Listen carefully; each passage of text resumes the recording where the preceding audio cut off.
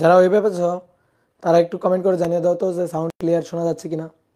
যারা ওই ব্যাপে আছো আচ্ছা ঠিক আছে, সাউন্ড ক্লিয়ার। ওকে ওকে ওকে, দাঁড়াও আমি একটু ফেসবুকটা দেখে নিই।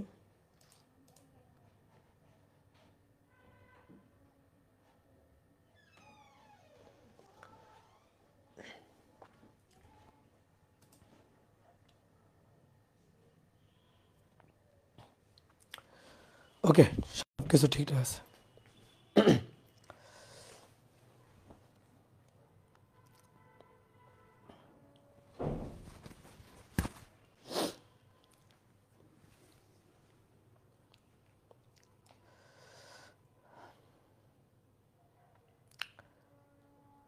এফবিতে ক্লাস গেছে, দেখো এফবিতে ক্লাস হচ্ছে, চেক করো, দেখো এফবিতে ক্লাস আছে। ওকে, তো আশা করি সবাই ভালো আছো, সবাই সুস্থ আছো। আজকে আমরা নিউটনিয়ান বলবিদ্যা অধ্যায়ের পঞ্চম ক্লাসটা করব।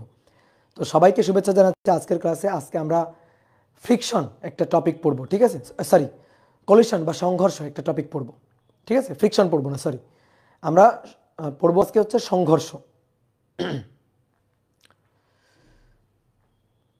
ওকে, ফ্রিকশন পরে পড়বো আজকে, সংঘর্ষ টপিকটা পড়বো, দেন তারপরে ফ্রিকশন। এফবিতে কই, কি বলো এফবিতে নাই? হ্যাঁ এফবিতে তো এই যে হচ্ছে, তো ঠিকই তো আছে, সাইকেল 2, হ্যাঁ সাইকেল 2 ঠিক আছে না, ঠিক গ্রুপেই তো, ঠিক আছে। আচ্ছা তোমরা একটু এফবিতে চেক করো, দেখো এফবিতে দেওয়া হয়েছে, এফবিতেও ক্লাস হচ্ছে, সমস্যা নেই। ওকে, তাহলে আজকে আমরা নিউটনের বলবিদ্যা অধ্যায়ের পঞ্চম ক্লাসটা করবো। আজকে আমরা হচ্ছে দুইটা বস্তুর মধ্যে স্থিতিস্থাপক সংঘর্ষ নিয়ে আলোচনা করব। তো চলো শুরু করি। তো আমাদের আজকে পড়ার বিষয় হচ্ছে সংঘর্ষ বা কলিশন। তো সংঘর্ষ দুই ধরনের হইতে পারে, স্থিতিস্থাপক সংঘর্ষ এবং অস্থিতিস্থাপক সংঘর্ষ। তাহলে সংঘর্ষকে আমরা কয় ভাগে ভাগ করতে পারি? দুই ভাগে ভাগ করতে পারি। স্থিতিস্থাপক বা ইলাস্টিক সংঘর্ষ, ইলাস্টিক কলিশন, স্থিতিস্থাপক সংঘর্ষ, স্থিতিস্থাপক সংঘর্ষ এবং অস্থিতিস্থাপক সংঘর্ষ। অস্থিতিস্থাপক সংঘর্ষ, এই দুই ধরনের সংঘর্ষ হয়।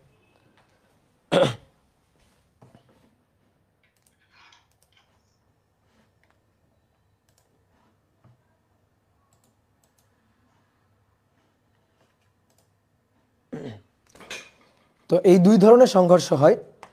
এবার স্থিতিস্থাপক সংঘর্ষ কি আর হয় স্থিতিস্থাপক সংঘর্ষ কি, শোনো। ধরো দুইটা বস্তুর মধ্যে সংঘর্ষ হইল, তো সংঘর্ষে ভরবেগ সংরক্ষিত হতে হবে আর গতিশক্তি সংরক্ষণশীলতার ব্যাপারটা ঘটতে পারে। যে সকল সংঘর্ষে ভরবেগ এবং গতিশক্তি দুটোই সংরক্ষিত হয় সেই সংঘর্ষ হচ্ছে স্থিতিস্থাপক সংঘর্ষ। যে সংঘর্ষে ভরবেগ সংরক্ষিত হয় বাট গতিশক্তি সংরক্ষিত হয় না সেই সংঘর্ষকে বলা হয় অস্থিতিস্থাপক সংঘর্ষ। তার মানে কি দাঁড়াইলো, সংঘর্ষ মাত্রেই ভরবেগ তাকে সংরক্ষণশীল হতেই হবে।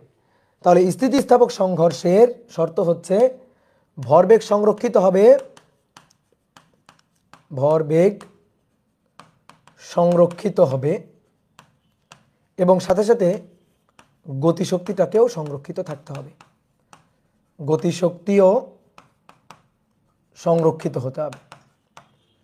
কিন্তু অস্থিতিস্থাপক সংঘর্ষে ভরবেগ সংরক্ষিত, ভরবেগ সংরক্ষিত বাট গতিশক্তি সংরক্ষিত নয়, অর্থাৎ গতিশক্তি অসংরক্ষিত। তাহলে কোন সংঘর্ষ স্থিতিস্থাপক হবে নাকি অস্থিতিস্থাপক হবে বলো তো, এটা কি কে নির্ধারণ করে? গতিশক্তি নির্ধারণ করে। যদি দেখি সংঘর্ষের আগে বস্তু দুইটার গতিশক্তি সমষ্টি আর সংঘর্ষের পরে বস্তু দুইটার গতিশক্তি সমষ্টি সমান সমান, তাহলে সেই সংঘর্ষ স্থিতিস্থাপক। আর যদি সমান সমান না হয় তাহলে সেই সংঘর্ষটা হচ্ছে অস্থিতিস্থাপক। কথা বুঝছো? তাহলে গতিশক্তি নির্ধারণ করে দিচ্ছে যে কোনো বস্তু স্থিতিস্থাপক হবে নাকি অস্থিতিস্থাপক হবে। ক্লিয়ার? কথা বুঝতে পারছো? তাহলে এবার আসো আমরা একটু এই ব্যাপারটা বুঝি, এগুলো তো বইয়ের বাংলা কথা। তাহলে আমরা এই জিনিসটাকে একটু ম্যাথমেটিক্যালি বোঝার চেষ্টা করি যে ভরবেগ সংরক্ষিত হওয়া বলতে আসলে কি বোঝায়। গতিশক্তি সংরক্ষিত হওয়া বলতে আসলে কি বোঝায়? ধরো দুটো বস্তুর মধ্যে সংঘর্ষ হচ্ছে, এই একটা বস্তু, এই বস্তুটা m1 ভর, ধরো সরল রৈখিক পথে সে u1 বেগ নিয়ে চলছে। এই আর একটা বস্তু, এটা m2 ভর, সরল রৈখিক পথে সে u2 বেগ নিয়ে চলছে। আমি মেনশন করে দিলাম যে u1 is greater than u2। সরল রৈখিক পথে যদি u1 এর মানটা u2 এর চেয়ে বড় হয়, তাহলে একটু পরে গিয়ে তো দুইটা বস্তু পরস্পরের সাথে ধাক্কা লাগাবে। তাহলে এই মনে করো সংঘর্ষকালীন সময়ের ঘটনা, যে সংঘর্ষকালীন সময়ে m1 m2 এর উপর ধাক্কা দিল আর m2 m1 এর উপর ধাক্কা দিল। কি ক্লিয়ার? এবার সংঘর্ষের পরবর্তী ঘটনা, সংঘর্ষের পরে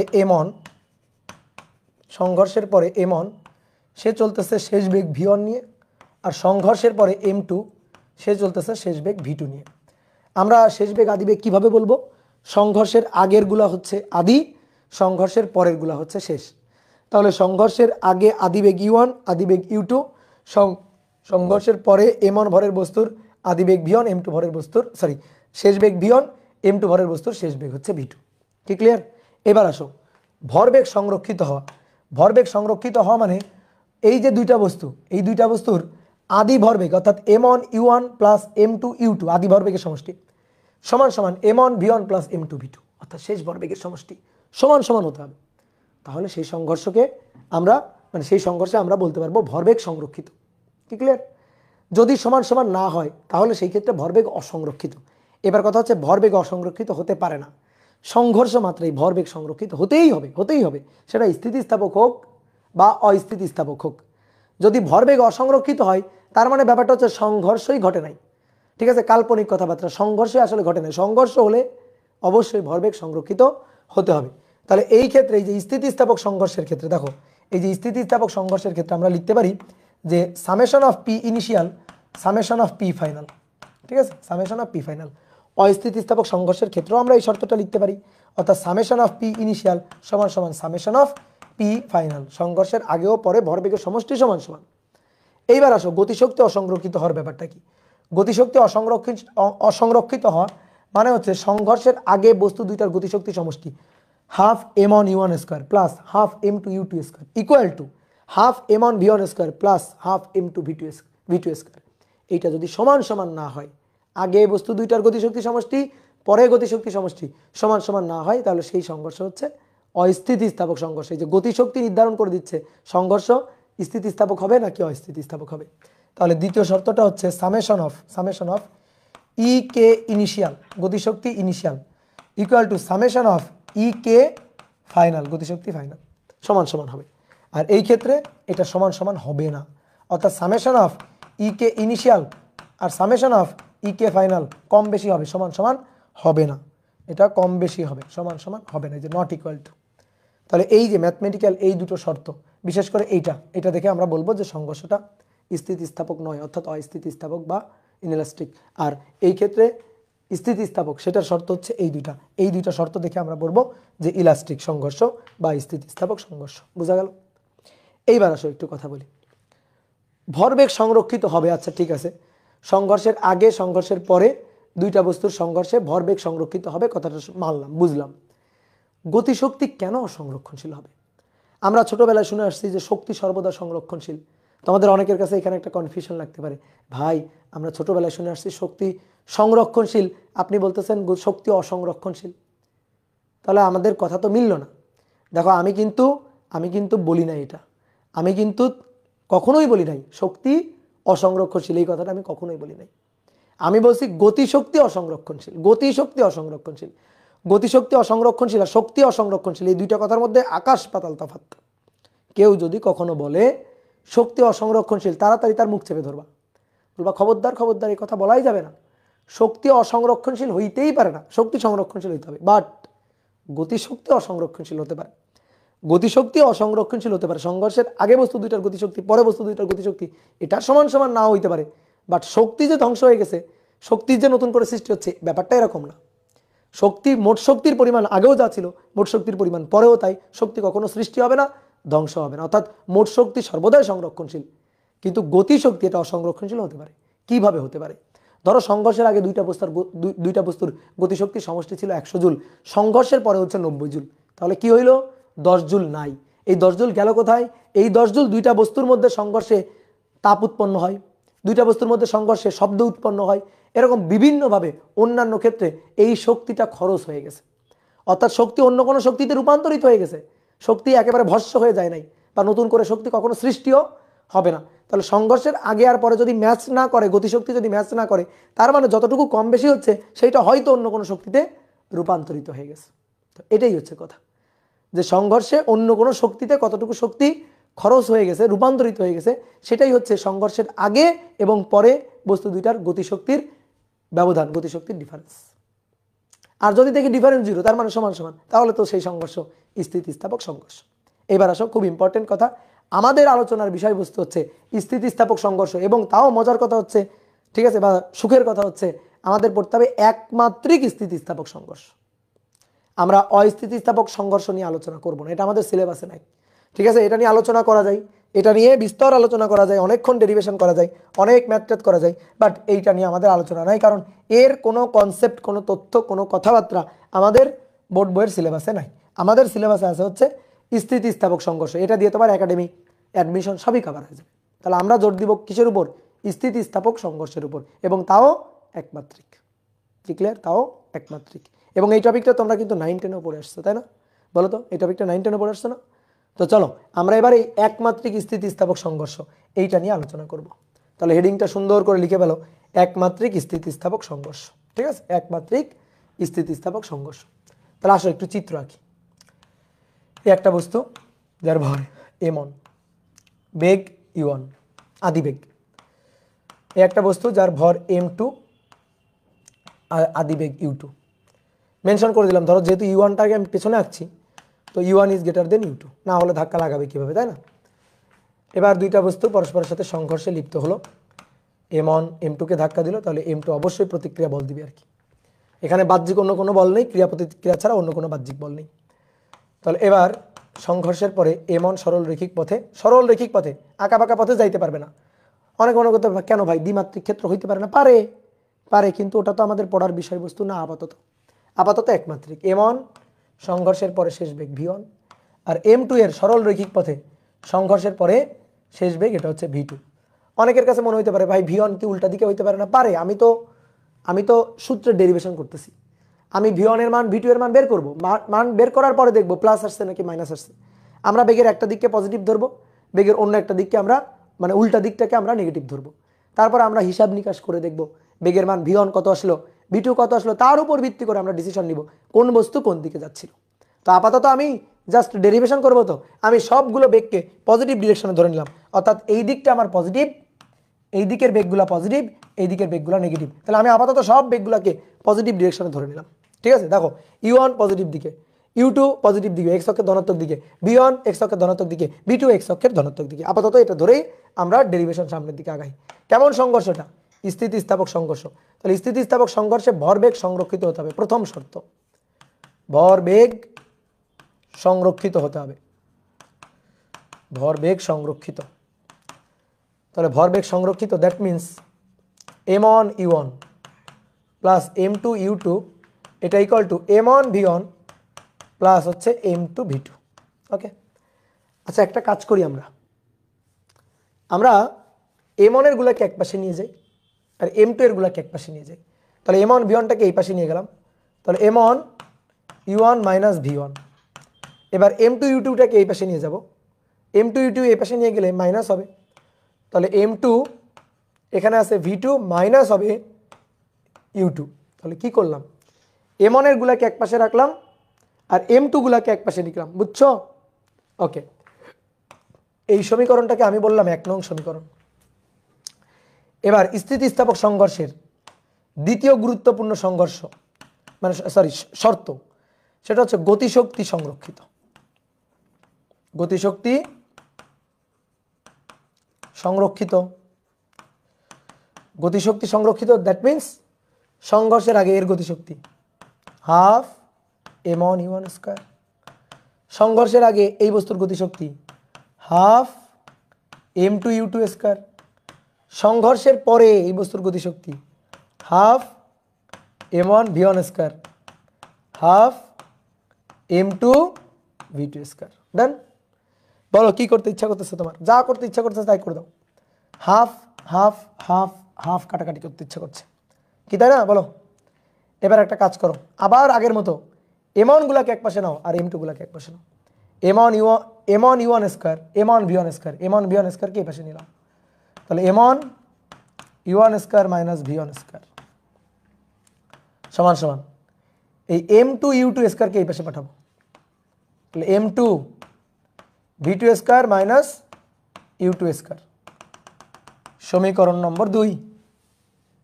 এবার 1 নম্বর এবং 2 নম্বর সমীকরণের দিকে কিছুক্ষণ তাকায় থাকো, কিছুক্ষণ এইভাবে তাকায় থাকো। দেখো 1 নম্বর সমীকরণ আর 2 নম্বর সমীকরণ তোমার সাথে কথা বলবে এবং কথা বলে ওরা কিছু করতে বলবে। বলো বলো কি করতে বলছে? ইয়েস, ভাগ করতে বলছে। দেখো ওরা বলছে যে ভাগ করো, 2 কে 1 দিয়ে ভাগ করো। বলো বলছে কিনা? আমার সাথে তো কথা বলছে, তোমাদের সাথে বলবে। সমীকরণ কথা বলে, বুঝছো? ফিজিক্সের সমীকরণ কথা বলে। 2 কে 1 দিয়ে ভাগ দিতে বলছে। তাহলে ভাগ দিলে দেখো m1, আচ্ছা এইটা কে দেখো তো, এটা লেখা যায় কিনা? u1 square minus v1 square, that means u1 minus v1, a square minus b স্কয়ারের সূত্র, u1 plus v1 divided by এই যেটা। তাহলে m1 u1 মাইনাস v1। তারপরে এখানে m2 v2 minus u2, v2 plus u2, তাকে ভাগ দিতে বলছে এটা দিয়ে। তাহলে m2 v2 মাইনাস u2, 2 কে 1 দিয়ে ভাগ দিলাম। এবার দেখো কাটাকাটির একটা উৎসব লেগে যাবে। এই দেখো মাইনাসের এই পার্টটা কাটাকাটি, মাইনাসের এই পার্টটা এখান থেকেও কাটাকাটি। এবার তাহলে কি হলো? ও আচ্ছা, আরও কাটবে, m2 m2 m1 m1 কাটবে। এবার পড়ে থাকলো কি পাশে ভাই? u1 প্লাস v1, আর এ পাশে কে পড়ে থাকলো? v2 প্লাস u2 পড়ে থাকলো। এবার একটা কাজ করো তো, ইউ গুলাকে এক পাশে আর ভি গুলাকে এবার এক পাশে নিয়ে যাও। তাহলে u1 মাইনাস u2 এটা equal to v2 minus v1। Okay, done. u1 minus u2 equal to v2 minus v1। Clear? এইটা দেখো তো আদি বেগ দুইটার ডিফারেন্স না, পার্থক্য না? আদি বেগের পার্থক্য, u1 মাইনাস u2 আদি বেগের পার্থক্য, এটা আদি বেগের পার্থক্য, তাই না? এই যে u1 আর এটা u2, তাহলে u1 মাইনাস u2 আদি বেগের পার্থক্য। তাহলে এটা হচ্ছে ডেল ইউ, আর এটা v2 মাইনাস v1 দুইটা বস্তুর শেষ বেগের পার্থক্য না? তাহলে শেষ বেগের পার্থক্য, that is del v. Del u সমান সমান ডেল ভি, ডেল ইউ সমান সমান ডেল ভি। তাহলে এটার একটু বাংলা তর্জমা করি তো। তাহলে সংঘর্ষের পরে বস্তু দুইটার বেগের বিয়োগফল, সংঘর্ষের আগে বস্তু দুইটার বেগের বিয়োগফল সমান সমান থাকবে। ঠিক আছে, সমান সমান থাকবে। আর বেগ ভেক্টর অবশ্যই এটা ভেক্টর বিয়োগ করবো আর কি, দিকটিক বুঝে বুঝে বিয়োগ করব, দিকটিক বুঝে তারপর আমরা বিয়োগ করব। তাহলে v2 আর v1 এর ডিফারেন্স, পার্থক্য বা বিয়োগফল, এবং u1 এবং u2 এর বিয়োগফল, এই দুইটা পরস্পর সমান, এই দুইটা পরস্পর কি হবে? সমান। তাহলে স্থিতিস্থাপক সংঘর্ষের ক্ষেত্রে আমি একটা খুবই গুরুত্বপূর্ণ ব্যাপার পেলাম, সেটা হচ্ছে একটা গুরুত্বপূর্ণ একটি ডিসিশন আমরা এখান থেকে নিতে পারলাম। সেটা হচ্ছে যদি দুইটা বস্তুর মধ্যে স্থিতিস্থাপক সংঘর্ষ হয়, তাহলে সংঘর্ষের আগে বস্তু দুইটার বেগের পার্থক্য, পরের পার্থক্য সমান সমান হতে হবে। তাহলে স্থিতিস্থাপক সংঘর্ষ চট করে আমি দেখে বলে দিতে পারবো। ধরো তুমি আমাকে দুটো বস্তুর মধ্যে সংঘর্ষের আগের বেগ পরের বেগ সব দিয়ে দিলা, দিয়ে বললা ভাই দেখেন তো এটা স্থিতিস্থাপক নাকি। আমি দেখেই বলে দিতে পারবো এটা স্থিতিস্থাপক নাকি অস্থিতিস্থাপক। কেমনে বলবো? আমি বস্তু দুইটার আগের যে বেগটা, আদি দুইটা বেগ যেটা, বিয়োগ করব, পরে যে দুইটা বেগ v1 v2 বিয়োগ করব, বিয়োগ করে যদি দেখি সমান তাহলে বলবো স্থিতিস্থাপক, আর যদি দেখি সমান হয়নি তাহলে বলবো অস্থিতিস্থাপক সংঘর্ষ। কথা বুঝছো? তাহলে এটা দেখেই কিন্তু বলে দেওয়া যায়। ক্লিয়ার? এই শর্তটা কিন্তু আমাকে বলে দিবে যে স্থিতিস্থাপক নাকি অস্থিতিস্থাপক। এবার আসো, খুব ইম্পর্টেন্ট কথা, এটাকে আমরা কিন্তু আপেক্ষিক বেগও বলতে পারি। স্থিতিস্থাপক সংঘর্ষে বস্তুদ্বয়ের আপেক্ষিক বেগ, আগে আর পরে আপেক্ষিক বেগ সমান সমান। আপেক্ষিক বেগ, আপেক্ষিক বেগ কেন? তুমি ধরো এদিকে যাচ্ছ, এদিকে থাকো, ধরো তুমি এদিকে দৌড়াচ্ছ, ধরো 10 মিটার পার সেকেন্ড বেগে। তোমার সামনে ধরো আমি দৌড়াইতেছি 30 মিটার পার সেকেন্ড বেগে। বলো তোমার সাপেক্ষে আমার বেগ কত? বলো বলো বলো, তোমার সাপেক্ষে আমার বেগ কত? বলো। তাহলে 20, এই 20 তুমি কিভাবে পাইলা? যোগ করে পাইলা? কি করে পাইলা? বিয়োগ করে পাইলা। তাহলে আপেক্ষিক বেগ বিয়োগ করবো না? দেখো তো, এই যে আপেক্ষিক বেগ, এটা কি? বিয়োগ করে পাইলাম আপেক্ষিক বেগ। তাহলে এই কারণে বলা হচ্ছে যে সংঘর্ষের আগে আর পরে বস্তুদ্বয়ের আপেক্ষিক বেগ সমান সমান হলে সেটা স্থিতিস্থাপক সংঘর্ষ। তাহলে এখানে একটু ছোট্ট করে লিখি, আসো। সংঘর্ষের আগে ও পরে বস্তুদ্বয়ের আপেক্ষিক বেগ সমান। কখন? বস্তুদ্বয়ের আপেক্ষিক বেগ সমান। তো কখন এটা হবে? স্থিতিস্থাপক সংঘর্ষ।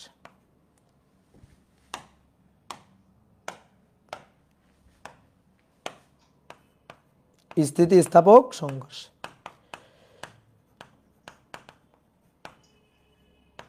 তাহলে এই ডিসিশনটা আমরা এখান থেকে কিন্তু নিতে পারি। অনেক সময় দেখবে আমাদের সৃজনশীল প্রশ্ন বা অনেক বড় বড় প্রশ্ন কিন্তু এখান থেকে এটা দেখেই আমরা আগে থেকেই অ্যান্সার বলে দিতে পারবো। কি ক্লিয়ার? ওকে, আসো এইবার আসো, শোনো, দুটো বস্তুর মধ্যে যদি স্থিতিস্থাপক সংঘর্ষ হয় তাহলে সংঘর্ষের পরে বস্তু দুইটার যে বেগ হবে না, মানে v1 v2 যেটা হবে, সেটা ইচ্ছা মতো দুটো মান হয় না। ধরো দুটো বস্তুর মধ্যে সংঘর্ষ ঘটলো, সংঘর্ষ ঘটার পরে আমি বললাম এই দুইটা বস্তুর মধ্যে স্থিতিস্থাপক সংঘর্ষ ঘটছে, সংঘর্ষের পরে বস্তু দুইটার বেগ এত ও এত, ইচ্ছা মতো বললাম, ইচ্ছা মতো হয় না। সংঘর্ষ যদি স্থিতিস্থাপক হতে হয় তাহলে সংঘর্ষের পরে বস্তু দুইটার বেগ অবশ্যই ফিক্সড দুইটা মান হইতে হবে। আমরা সেটাই বের করতে চাই। সংঘর্ষ যদি স্থিতিস্থাপক হয় তাহলে সংঘর্ষের পরবর্তীতে বেগ কত। তাহলে সংঘর্ষ আমরা যা চাচ্ছি আর কি, সংঘর্ষ স্থিতিস্থাপক হলে, স্থিতিস্থাপক হলে সংঘর্ষ পরবর্তী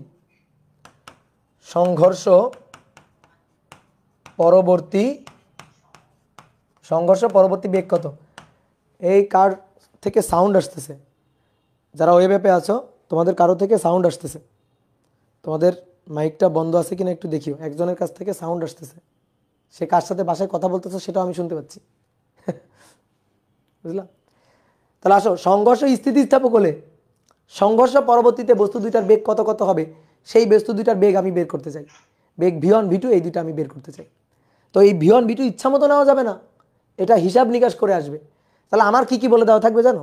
আমার বলে দেওয়া থাকবে দুইটা বস্তুর মধ্যে ধরো এরকম যে একটা বস্তু, এই বস্তুর ভর m1 এত, এই বস্তুর ভর m2 এত, এই বস্তু এত বেগে চলতেছে, এই বস্তু এত বেগে চলতেছে বলে দিবে।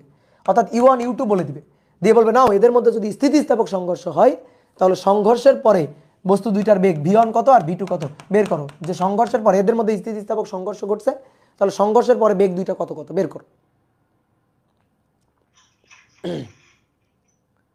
কি ক্লিয়ার?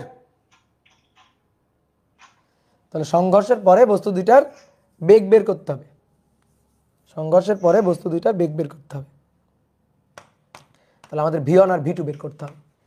v1 বের করব আর v2টা বের করবো, এই যে সংঘর্ষের পরে বেগ দুইটা কত কত। তাহলে শোনো এবার আসো, দেখো বলো তো ভাই আননোন কোয়ান্টিটি কয়টা? দুইটা, v1 আর v2। আর আমার দেওয়া থাকবে কি? আমার দেওয়া থাকবে হচ্ছে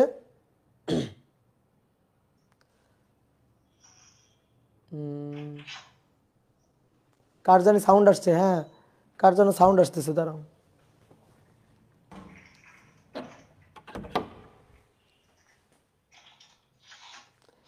এমডি গোলাম মুর্শেদ, হ্যাঁ পাইছি। এমডি গোলাম মুর্শেদ, তুমি একটু মাইক্রোফোনটা বন্ধ করো।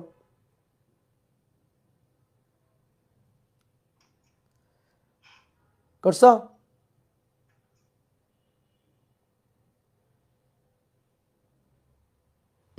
ঠিক আছে, ওকে ওকে। চলো তাহলে আমরা v1 v2 বের করতে চাই। তাহলে আননোন কোয়ান্টিটি কয়টা? দুটো, একটা v1 আর একটা v2, দুইটা আননোন কোয়ান্টিটি। আমাদের ইকুয়েশন লাগবে দুটো ইকুয়েশন ছাড়া কখনোই কিন্তু দুটো আননোন কোয়ান্টিটি বের করা যাবে না। দুটো ইকুয়েশন লাগবেই, মাস্ট দুইটা ইকুয়েশন লাগবে। দেখি তোমরা কেমন পারো বলো তো, এইটা আমাকে একটু বের করে দাও তো। ধরো 2x + 3y = 8 আর 4x + 6y = 10। এখান থেকে x আর y বের করে দাও। এখান থেকে x আর y বের করে দাও। পারবা ক্যালকুলেটর থেকে সলভ করতে? 2x + 3y 8, 4x + 6y 10। দেখো ক্যালকুলেটর, অনেকে চাপতেছো না ক্যালকুলেটর, দেখো ম্যাথ ইরর আসে।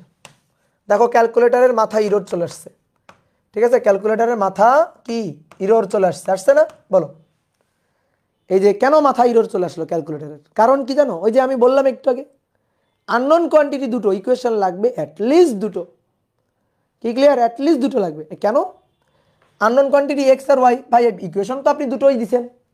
না রে ভাই, ইকুয়েশন আমি দুটো দিই নাই, ইকুয়েশন দিছি একটা।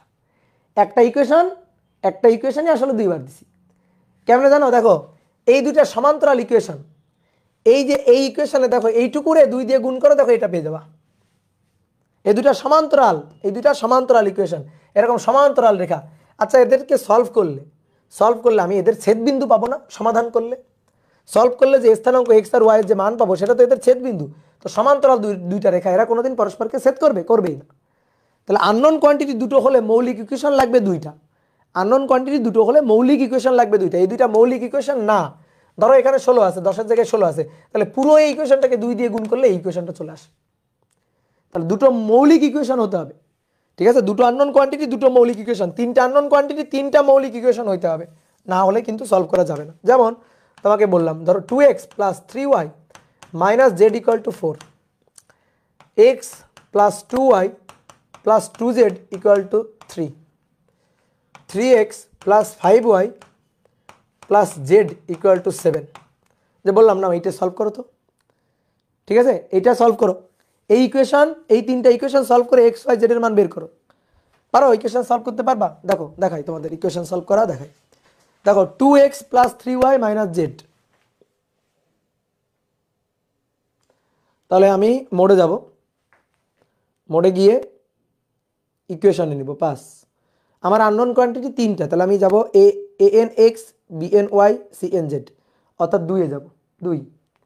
2 যাওয়ার পরে দেখো 2 3 - 1, 2 বসালাম, 3 সমান চিহ্ন -1 বসালাম, তারপরে আছে 4 বসালাম, তারপরে 1, তারপরে হচ্ছে +2, তারপরে হচ্ছে +2, এবং তারপরে হচ্ছে +3 বসালাম, তারপরে 3, তারপরে হচ্ছে 5, এবং তারপরে 1, এবং তারপরে 7 ছিল, 7 বসালাম। এই দেখো ক্যালকুলেটরের মাথা এরর, দেখছো? ক্যালকুলেটরের মাথা এরর দেখো।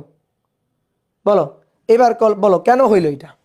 এটা সমাধান করে এক্স ওয়াই জেড আমি কেন পাইলাম না? তিনটা আননোন কোয়ান্টিটি, তিনটা ইকুয়েশন পাইলাম না। তার কারণ হচ্ছে এইটাতে নতুন কোনো ইকুয়েশন না, এই দুটো ইকুয়েশন যোগ করে এটা পাওয়া যায়।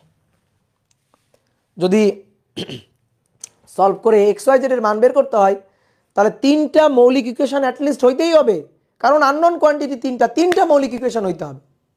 কিন্তু এখানে ইকুয়েশন আছে দুটো, এই দুটো মৌলিক ইকুয়েশন, আর এটা পাওয়া গেছে ওই দুইটারে যোগ করে। তাহলে কখনোই হবে না। এই দুইটা যোগ করে আমি একটা ইকুয়েশন, বিয়োগ করে আমি আরো একটা ইকুয়েশন, এরকম অনেকগুলো ইকুয়েশন পাইতে পারি, কিন্তু তারা কিন্তু মৌলিক ইকুয়েশন হবে না। কথা কি বুঝতে পারছো? কথা বুঝছো? ক্লিয়ার? তাহলে মৌলিক ইকুয়েশন লাগবে, তো এটাই বুঝো আর কি। এবার আসো দেখি, আমাদের আননোন কোয়ান্টিটি v1 v2 দুটো, তাহলে আমাদের ইকুয়েশন লাগবে দুটো ইকুয়েশন লাগবে। তো সেই দুটো ইকুয়েশন আছে কিনা আমাদের হাতে? ইয়েস আছে। এই দেখো 1 নম্বর একটা ইকুয়েশন, আর এই যে 2 নম্বর একটা ইকুয়েশন।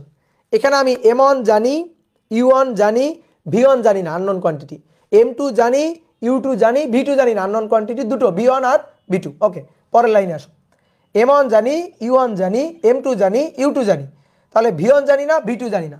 তাহলে আননোন কোয়ান্টিটি v1 আর v2 দুটো ইকুয়েশন আমার আছে দুটো। একটা ভরবেগের সংরক্ষণশীলতার জন্য একটা ইকুয়েশন পাইলাম, আর একটা গতিশক্তি সংরক্ষণশীলতার জন্য আরেকটা ইকুয়েশন পাইলাম। ইকুয়েশন দুটো পাইছি, ওকে, হিসাব নিকাশ করে বের করা যাবে। কিভাবে করবো আসো।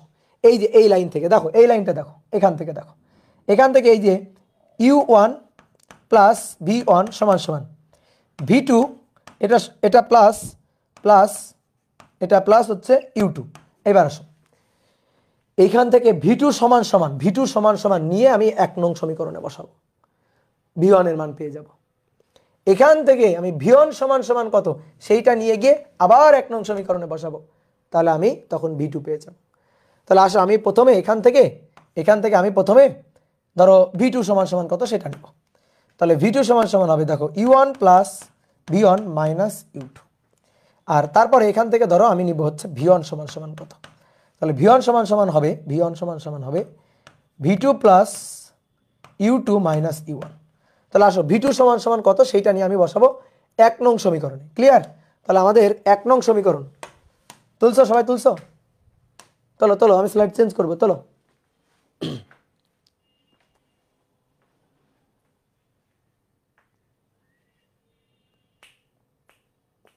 তুলছো। ওকে, তাহলে চলো এবার আমরা ভি2 সমান সমান কত সেটা নিয়ে 1 নং সমীকরণে বসাই। তাহলে 1 নং সমীকরণটা কি আছে দেখি।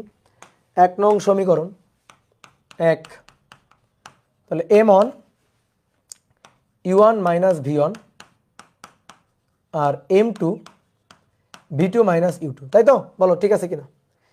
এখানে আমি কোনটা বসাবো? এখানে আমি বসাবো v2 নিয়ে, অর্থাৎ u1 plus v1 minus u2, u1 plus v1 minus u2। তাহলে v1 v2 সমান সমান v1 plus u1 minus u2, নাকি কি বললাম? v1 plus u1 minus u2, হ্যাঁ ঠিকই আছে, v1 plus u1 minus u2। তাহলে এটা নিয়ে আসো, বসাই, v2 এর জায়গায় বসাবো। তাহলে m1 u1 মাইনাস v1 সমান সমান m2, এই যে v2।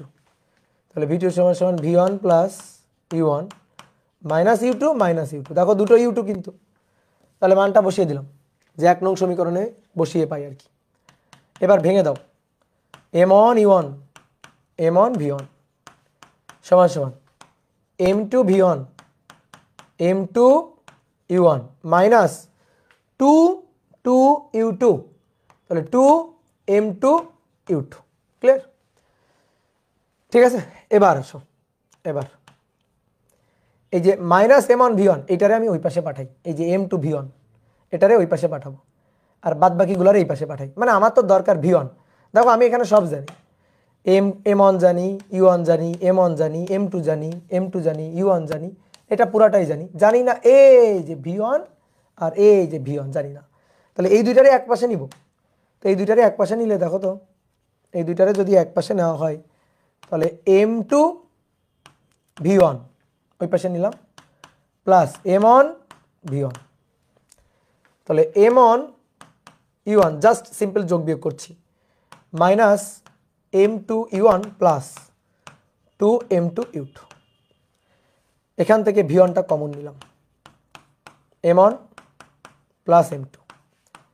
এইখান থেকে দেখো u1টা কমন যায়, অর্থাৎ m1 minus m2 u1 plus 2 m2 u2। ওকে, তাহলে অতএব আমার তো দরকার v1, তাহলে v1 নিয়ে এখানে ভাগ করে দিব, m1 minus m2 u1 plus 2 m2 u2 divided by m1 plus m2। এখন তুমি বড় হয়েছো তো, তাই না? এই লাইনটা লেখার পরে পরবর্তী লাইন লিখবা, অত সময় নেই। তাহলে তুমি একটা কাজ করো, এই যে এইটা ডিভাইডেড বাই এইটা, আবার এইটা ডিভাইডেড বাই এইটা, মানে একটু ভেঙে লিখো। তাহলে একবারে ভেঙে লিখবো আমরা, বড় হয়েছে না এখন। তাহলে m1 minus m2 divided by m1 plus m2 u1 2 m2 u2 divided by m1 plus m2। আমি যেভাবে লিখে দিলাম এইভাবে লিখিও, তাহলে সুবিধা আছে। ঠিক আছে, একটু এখানে মাতব্বরি করা যাবে না, একেবারে মাতব্বরি বন্ধ। অনেক সময় মাতব্বরি করতে গিয়ে দেখবা বড় একটা সূত্র বানায় ফেলছো, হিসাব নিকাশ করতে গিয়ে বিপদে পড়ে যাচ্ছ। ক্লিয়ার? u1 প্লাস v1 হবে না, u1 প্লাস v1 ও যা, v1 প্লাস u1 ও তাই, একই তো কথা, তাই না? বুঝতে পারছো?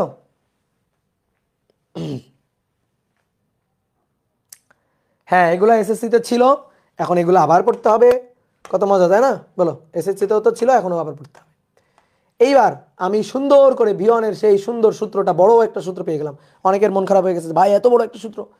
মন খারাপ করার কিছু নাই, আপাতত একটু লিখো, দেন তারপরে মনে করো যে শর্টকাট তো আছেই। তাহলে এবার আসো, এবার আবার 1 নং সমীকরণ। এবার 1 নং সমীকরণে কি বসাবো? এবার 1 নং সমীকরণে বসাবো v1 equal to v2 plus u2 minus u1, v1 equal to v2 plus u2 minus u1, তাই তো? v1 equal to v2 plus u2 minus v1, এটা বসাবো 1 নং সমীকরণে। তাহলে m1 u1 মাইনাস v1 এটা সমান সমান m2 v2 মাইনাস u2। আসো, কোথায় v1 আছে বসাই দিই, m1 u1 মাইনাস v1, এই যেটা। তাহলে minus v2 minus u2 plus u1 সমান সমান m2 v2 minus m2 u2। ওকে, দেখো এবার u1 দুটো u1 2 u1, তাহলে 2, আচ্ছা লিখি তারপরে ভাঙি, m1 2 u1 minus v2 minus u2 m2 v2 minus m2 u2, এবার ভেঙে দাও 2 m1 u1 minus m1 v2 minus m1 u2, m2 v2 minus m2 u2। ওকে, ডান। তাহলে এবার কি করতে হবে, এবার আমাদের টার্গেট হচ্ছে আমাদের v2 বের করা। এখানে v2 আছে, এখানে v2 আছে, v2 গুলোকে এক পাশে নিতে হবে। ওকে, গুড। তাহলে এটাকে ওই পাশে নিয়ে যাব। তাহলে m2 v2, তারপর আবার এটাকে নিয়ে গেলে প্লাস m1 v2। ওকে, ঠিক আছে। তাহলে এখানে পড়ে থাকলো 2 m1 u1 minus m1 u2 plus m2 u2। তাহলে আমাদের টার্গেট কিন্তু v2 বের করা। ওকে, তাহলে m1 প্লাস m2, v2 কে কমন নিয়ে নিলাম। এবার দেখো তো সাজাইয়ে যদি এই পার্টটাকে আগে নিয়ে লিখি, তাহলে m2 মাইনাস m1 u2টা কমন গেল, আর প্লাস 2 m1 u1 হয়ে গেল। টার্গেট v2 বের করা, সুন্দর করে এটা ভাগ দিয়ে দিব, এটা ভাগ দিয়ে এর নিচে, এটা ভাগ দিয়ে এর নিচে। ঠিক আছে, তাহলে অতএব v2, তাহলে m2 মাইনাস m1 নিচে divided by m1 plus m2 u2 plus 2 m1 u1 divided by m1 plus m2। কি ক্লিয়ার? এই কি করলাম, ছি। তাহলে এই হচ্ছে আমাদের কাঙ্ক্ষিত v2 এর সূত্র। এবার সুন্দর করে এই দুইটা সূত্র একেবারে আত্মার সাথে গেঁথে ফেলতে হবে। কিন্তু কথা হচ্ছে এই সূত্র অনেকের মনে থাকে না, মনে রাখতে কষ্ট হয়। স্বাভাবিক ব্যাপার, এত বড় সূত্র মনে রাখতে তো কষ্ট হবেই। ঠিক আছে, এইবার শোনো, আমরা কিন্তু এখন ম্যাথ ট্যাথ করতে গেলে একেবারে ডিরেক্ট এই সূত্র ব্যবহার করব, এবং এই সূত্র মনে রাখা সহজ। বিশ্বাস করো আমার, সূত্র মনে রাখা সহজ, তুমি জাস্ট খালি লিখো, তারপরে তুমি আসি। তাহলে এই সূত্র আমরা খুব সহজে মনে রাখতে পারবো, কোনো সমস্যা নেই। ইভেন ম্যাথ করতে গিয়ে আগে তোমরা 9, 10-এ কি করছো অনেক সময়, মানে একেবারে তোমরা এখান থেকে শুরু করছো ম্যাথ করার সময়, এই যে ভরবেগের সংরক্ষণশীলতা, গতিশক্তির সংরক্ষণশীলতা, এই লাইন থেকে শুরু করছো। এখন ওই জামানা নাই, ওই দিন শেষ। এখন আমরা ডাইরেক্ট এই দুটা সূত্র ব্যবহার করে ম্যাথ করব। ঠিক আছে, ANM নাইম বলছে আমি বিশ্বাস করি না। তুমি কি ডায়লগ দিচ্ছ, যে কাজী মারুফের ডায়লগ, আমি বিশ্বাস করি না। তাহলে এবার আসো, দেখো সূত্র কিভাবে মনে রাখা যায়। দেখাও, সূত্র ভুলে যাও, আসলে স্বাভাবিক, এত বড় সূত্র তো মনে রাখা টাফ। আচ্ছা, মনে রাখতে হবে না, ভুলে যাও, মনে রাখতে হবে না, ভুলে যাও, কোনো দরকার নেই মনে রাখার। ভুলে গেছো, আচ্ছা গুড।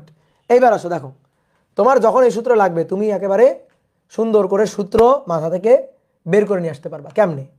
তোমার তো v1 বের করতে হবে আর v2 বের করতে হবে। তাহলে সুন্দর করে v1 আর v2 লিখে এরকম 4টা দাগ দিবা, এরকম 4টা দাগ দিবা। কয়টা দাগ দিবা বলো? এরকম 4টা দাগ দিবা, শেষ। এরকম 4টা দাগ দিয়ে দিবা। তাহলে v1 আর v2 লিখে এরকম 4টা দাগ দিয়ে দিবা, সূত্র শেষ, হয়ে গেছে সূত্র লেখা। এই কেমনে হয়ে গেছে সূত্র লেখা দেখো। এবার ভর কয়টা? 2টা। ওকে, তাহলে 2টা ভর m1 m2 নিচে যোগ m1 m2, এখানেও তাই m1 m2, এখানেও তাই m1 প্লাস m2, শেষ। তাহলে নিচের কাজ শেষ, 50% কাজ শেষ, 50% কাজ শেষ। এইবার আসো উপরের কাজটা কি বের করতেছি, ভালো করে খেয়াল করবা, লিখবা না আগে, ভালো করে খেয়াল করো। কি বের করতেছি? v1 এর কারণে m1 মাইনাস m2। ওকে, যেহেতু কি বের করতেছি v1 u1, v1 এর কারণে u1, বাকি থাকলো কে? বাকি থাকলো u2। তাহলে বাকি থাকলো কে? u2। তাহলে এখানে যে যার বেগ তার দ্বিগুণ ভর, অর্থাৎ 2m2। সূত্র শেষ। তাহলে আমি আরেকবার বলি, শোনো, আরেকবার বলি, দেখো খেয়াল করো। নিচে m1 প্লাস m2, নিচে শেষ। এবার উপরে আসো, লিখবা না কেউ, ভালো করে দেখো। উপরে যখন v1 বের করবো, v1 ওকে ঠিক আছে, m1 মাইনাস m2, ঠিক আছে। v1 বের করতেছি, তাহলে তার বেগ u1। বাকি কে? বাকি কোন বেগটা? আদি বেগটা কোনটা? u2, যার বেগ তার দ্বিগুণ ভর, 2m2। ওকে, ডান। এবার আসো, যদি উপরেরটা বুঝে থাকো, নিচেরটাও তুমি লিখতে পারবা। কেমনে? কি বের করবো? v2 বের করবো। তাহলে m2 মাইনাস m1, কত সহজ না? v2 বের করবো, সো u2। তাহলে u2 বসে গেল, বাকি থাকলো কে? বাকি থাকলো u1, যার বেগ তার দ্বিগুণ ভর, 2m1। এই তো সূত্র। এবার এই সূত্র তুমি ভুলে যাও। তুমি যদি চেষ্টা করো ভুলে যাবো সূত্র, তাও তুমি ভুলতে পারবে না। দেখো, তাও তুমি সূত্র ভুলতে পারবে না। কি ক্লিয়ার? কি ক্লিয়ার? তাহলে সূত্র মনে রাখা খুবই সহজ। আরো একবার, high high high high high, তাহলে সূত্র আরো একবার দেখো, নিচে m1 plus m2 m1 plus m2 m1 plus m2 m1 plus m2 শেষ। উপরে v1 বের করব, তাহলে 1 m1 মাইনাস m2, v2 বের করব v2 2, তাহলে m2 মাইনাস m1, v1 এর জন্য u1, v2 এর জন্য u2, v1 এর জন্য u1, বাকি থাকলো কে? বাকি u2, যার বেগ তার দ্বিগুণ ভর। v2 এর জন্য u2, বাকি থাকলো কে? u1, যার বেগ তার দ্বিগুণ ভর। এই তো, এবার সূত্র চেষ্টা করো খালি ভুলে যাইতে, ঠিক আছে? দেখবা সূত্রই বলতে পারতেছে না, মানে আগে ছিল সূত্র মনে রাখা কঠিন, এবার দেখো সূত্র ভুলে যাওয়া কঠিন, ঠিক আছে? সূত্র ভুলে যাওয়াটাই কঠিন। এই হচ্ছে আমাদের কাঙ্ক্ষিত দুইটা সূত্র। এই দুইটা সূত্র জানা মানে তুমি সংঘর্ষ রিলেটেড যে কোনো ম্যাথ পারবা, বুঝতে পারছো? এবার দেখো সূত্র ভুলে যাওয়াই কঠিন, সূত্র ভুলেই যাইতে পারতেছো না, চেষ্টা করতেছো এই সূত্র ভুলে যাবো, আমি কষ্ট করে ভুলে যাবো, সেটাই পারতেছো না। তাহলে সূত্রগুলো মনে রাখতে হবে, এই সূত্রগুলো এবার কাজে লাগবে, ঠিক আছে? তাহলে চলো এবার একটু ম্যাথ করা শুরু করি।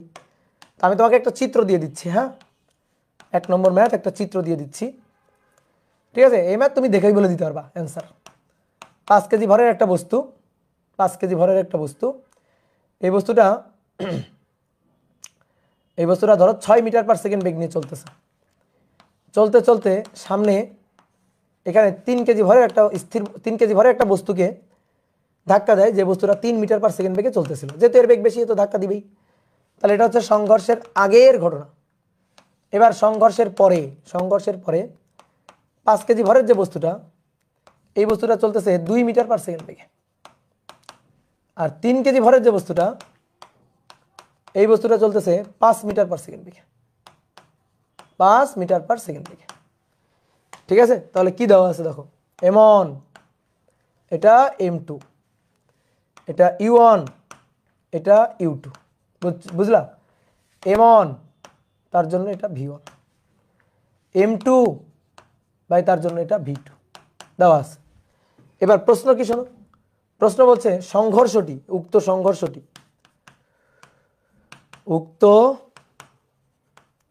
সংঘর্ষটি স্থিতিস্থাপক কিনা, খুবই সহজ জিনিস, চটপট অ্যান্সার দিয়ে দিবা, চটপট। উক্ত সংঘর্ষটি কি স্থিতিস্থাপক সংঘর্ষ কিনা। দেখো বেগের আদি বেগ আর শেষ বেগের ডিফারেন্স দেখো, ভালো করে দেখো। কি বলছিলাম, সংঘর্ষ স্থিতিস্থাপক হতে গেলে আদি বেগ আর শেষ বেগ এদের ডিফারেন্স, পার্থক্য সমান সমান হইতে হবে, ঠিক আছে? সমান সমান হইতে হবে। দেখো 6 3 পার্থক্য কত? 3। 5 2 পার্থক্য কত? পার্থক্য হচ্ছে 3। ইভেন আরেকটা জিনিস হচ্ছে কি, স্থিতিস্থাপক সংঘর্ষ হলে সংঘর্ষের আগে যার বেগ কম ছিল, পরে তার বেগ বেশি হইতে হবে। সংঘর্ষের আগে যার বেগ বেশি ছিল, পরে তার বেগ কম হইতে হবে। আমার কথা বিশ্বাস করতে হবে না, তুমি এখানে দেখো, এই দেখো u1 মাইনাস u2 আর পরে v2 minus v1, u1 minus u2 v2 minus v1। তাহলে ধরো এই বেগের মানটা হচ্ছে, বেগের পার্থক্যটা হচ্ছে 4, তাহলে u1 থেকে u2 বিয়োগ করলে 4 পাওয়া যায়, তার মানে u1 বড়। আর পরবর্তীতে v2 থেকে v1 বিয়োগ করলে 4 পাওয়া যায়, তার মানে v2টা বড়। দেখো আমি কিন্তু তাই দিছি, দেখো সেরকমই দেওয়া হয়েছে। সংঘর্ষের আগে এর বেগ ছিল কম, সংঘর্ষের আগে এর বেগ ছিল বেশি, এর বেগ কমে গেছে সংঘর্ষের পরে।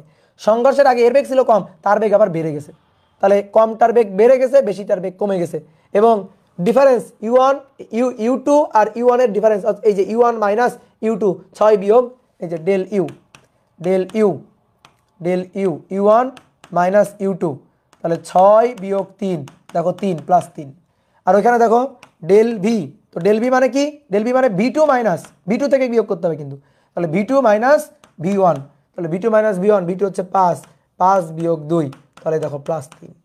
তাহলে অতএব ডেল ইউ সমান সমান ডেল ভি, তাহলে সমান সমান, তাহলে অতএব সংঘর্ষটি স্থিতিস্থাপক, সংঘর্ষটি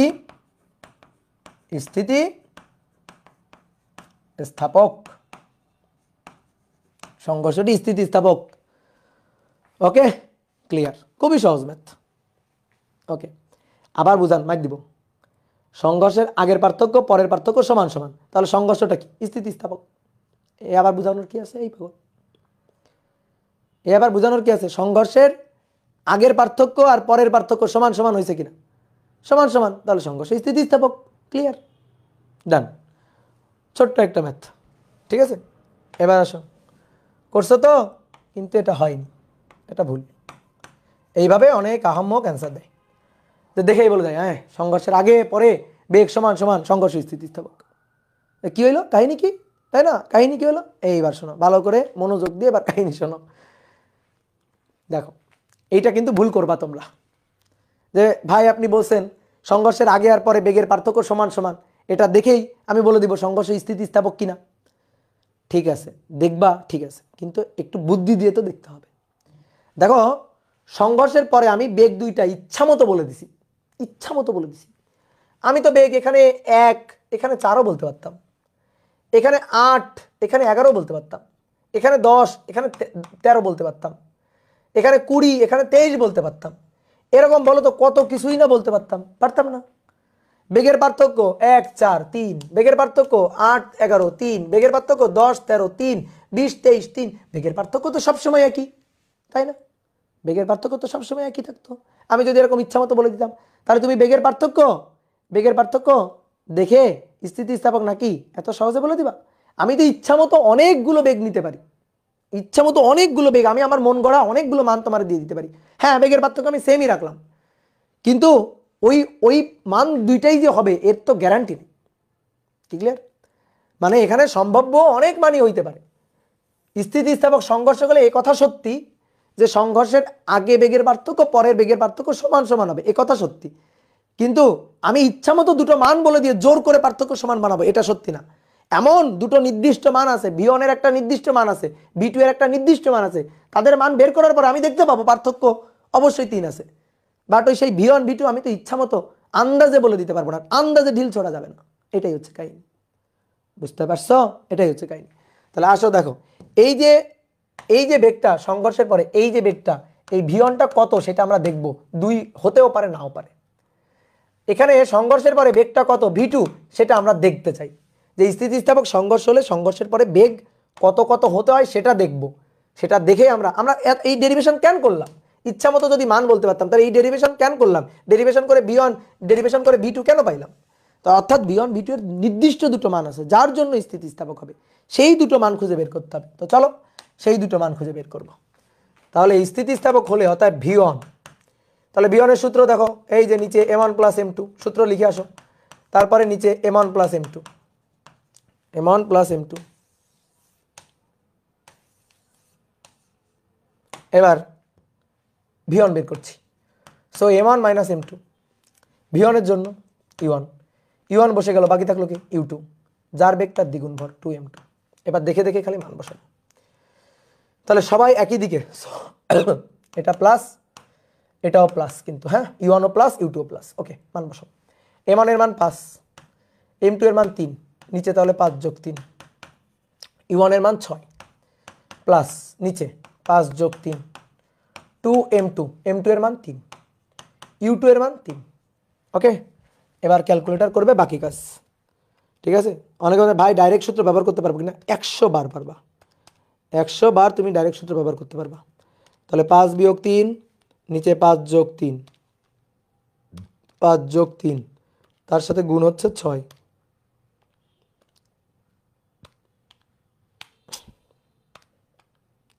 গুণ হচ্ছে 6 যোগ উপরে হচ্ছে 3 × 9 গুণ 2 আর নিচে হচ্ছে 8।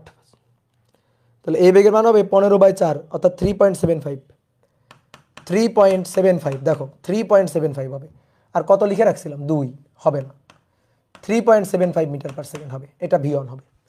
দেখি তো ভাই V2 কত হবে, V2 কত হবে আমি জানি 3.75 প্লাস 3, 3.75 প্লাস 3, এর সাথে 3 যোগ হবে।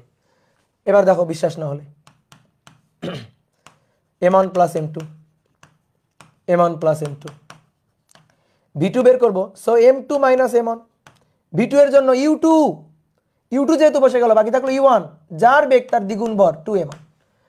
এবার মান M1 প্লাস M2, M1 এর মান 5, M2 এর মান 3, তাহলে M2 এর মান 3 বিয়োগ M1 এর মান 5, U2 এর মান 3 plus M1 plus M2, M1 এর মান 5 m2 এর মান তিন, উপরে 2m1, m1 এর মান 5, u1 এর মান দেখি কত, u1 এর মান 6। আসো দেখি এটার হিসাব করি।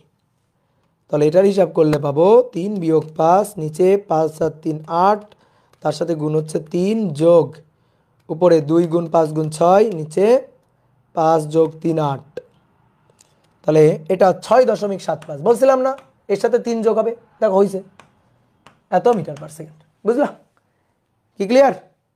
এই দেখো ভি2 বড়, অবশ্যই ভি2 বড় হবে, কারণ ওখানে আগে u1 বড় ছিল, u1 u2 থেকে বড় ছিল, তাহলে অবশ্যই উল্টে যাবে, v2 v1 থেকে বড় হবে। এটা তো আমরা আগে থেকেই জানি, ডিসিশন তো আগে থেকেই নেওয়া। কি ক্লিয়ার? বুঝতে পারছি? তাহলে v1 এর মান এটা হতে হবে, কিন্তু আমাদের v1 কত দেওয়া ছিল, 2, তাহলে 2 না। v2 এর মান এইটা হইতে হবে, তো আমাদের v2 কত দেওয়া ছিল, v2 দেওয়া ছিল 5, তো 5 হবে না। এই যে এটা হবে না, যে জামান দেওয়া আছে এটা হবে না, এটা হইলে স্থিতিস্থাপক সংঘর্ষ হইতে পারে না। তাহলে স্থিতিস্থাপক সংঘর্ষের জন্য v1 এর মান এত, v2 এর মান এত হইতে হবে স্থিতিস্থাপক সংঘর্ষের জন্য। তা কি হয়েছে? হয়নি। তাহলে দেখো হ্যাঁ, বেগের পার্থক্য 3 আছে না বলো তো? বেগের আগে পার্থক্য কত ছিল? 3। এখনো পার্থক্য কত? 3। এখনো পার্থক্য দেখো, এই যে 3.75 6.75 3ই আছে। ইয়েস, বেগের পার্থক্য একই আছে, তার মানে ওই কথা কিন্তু সত্যি ছিল। কিন্তু আমি আন্দাজে দুটো মান দিয়ে বেগের পার্থক্য সমান সমান করে তোমাকে বলবো স্থিতিস্থাপক সংঘর্ষ, তাহলে হবে না। এবার এটা হচ্ছে না কেন? তার কারণ কি জানো? তার কারণ হচ্ছে এই সংঘর্ষে ভরবেগ এবং গতিশক্তি দুটো সংরক্ষণশীল নেই। ভরবেগটাই সংরক্ষণশীল নেই, গতিশক্তি কোত্থেকে সংরক্ষণশীল হবে? ভরবেগটাই সংরক্ষণশীল। ঠিক আছে, 8.25 হবে কেন? 3 4 5 6, 8.75 কেন হবে? 6.75 হবে। হিসাব করো ঠিকঠাক করে। ঠিক আছে, কিন্তু ভাই আমরা তো ম্যাথ করার আগে জানতাম না যে এটা স্থিতিস্থাপক সংঘর্ষ কিনা। ওটাই তো আমাদের যাচাই করতে বলছে যে উক্ত সংঘর্ষটি স্থিতিস্থাপক কিনা। তো উক্ত সংঘর্ষটি স্থিতিস্থাপক কিনা সেটাই তো আমরা যাচাই করলাম, যে স্থিতিস্থাপক হতে হলে v1 এর মান এটা হতে হবে, এই যে এটা হতে হবে। স্থিতিস্থাপক সংঘর্ষ হতে হলে v2 এর মান এটা হইতে হবে। তা কি হয়েছে? হয়নি তো, অন্য মান হয়েছে, সুতরাং সংঘর্ষটা স্থিতিস্থাপক না। দাদা গতিশীল গতিশক্তি সমান না দেখালে, আচ্ছা এবার দেখো, এইটা একটা ভাবে দেখানো যায় যে স্থিতিস্থাপক সংঘর্ষ না, যে অতএব স্থিতিস্থাপক সংঘর্ষ নয়, অতএব স্থিতিস্থাপক সংঘর্ষ নয়। এটা একভাবে দেখাতে পারি। এটা দেখানোর আরেকটা ওয়ে আছে, আরেকটা উপায় আছে, এটা সবচেয়ে ভালো উপায়। ঠিক আছে, একেবারে স্থিতিস্থাপক সংঘর্ষ হলে বেগ কত হতে হবে ধরে দেখাই দিলাম, যে এই বেগ কি হয়েছে, উত্তর হচ্ছে না, তাহলে স্থিতিস্থাপক সংঘর্ষ না। আরেকটা ভাবে দেখাই দিতে পারি, সেটা হচ্ছে একজন বলছে এর সাথে 3 যোগ হলো কেন?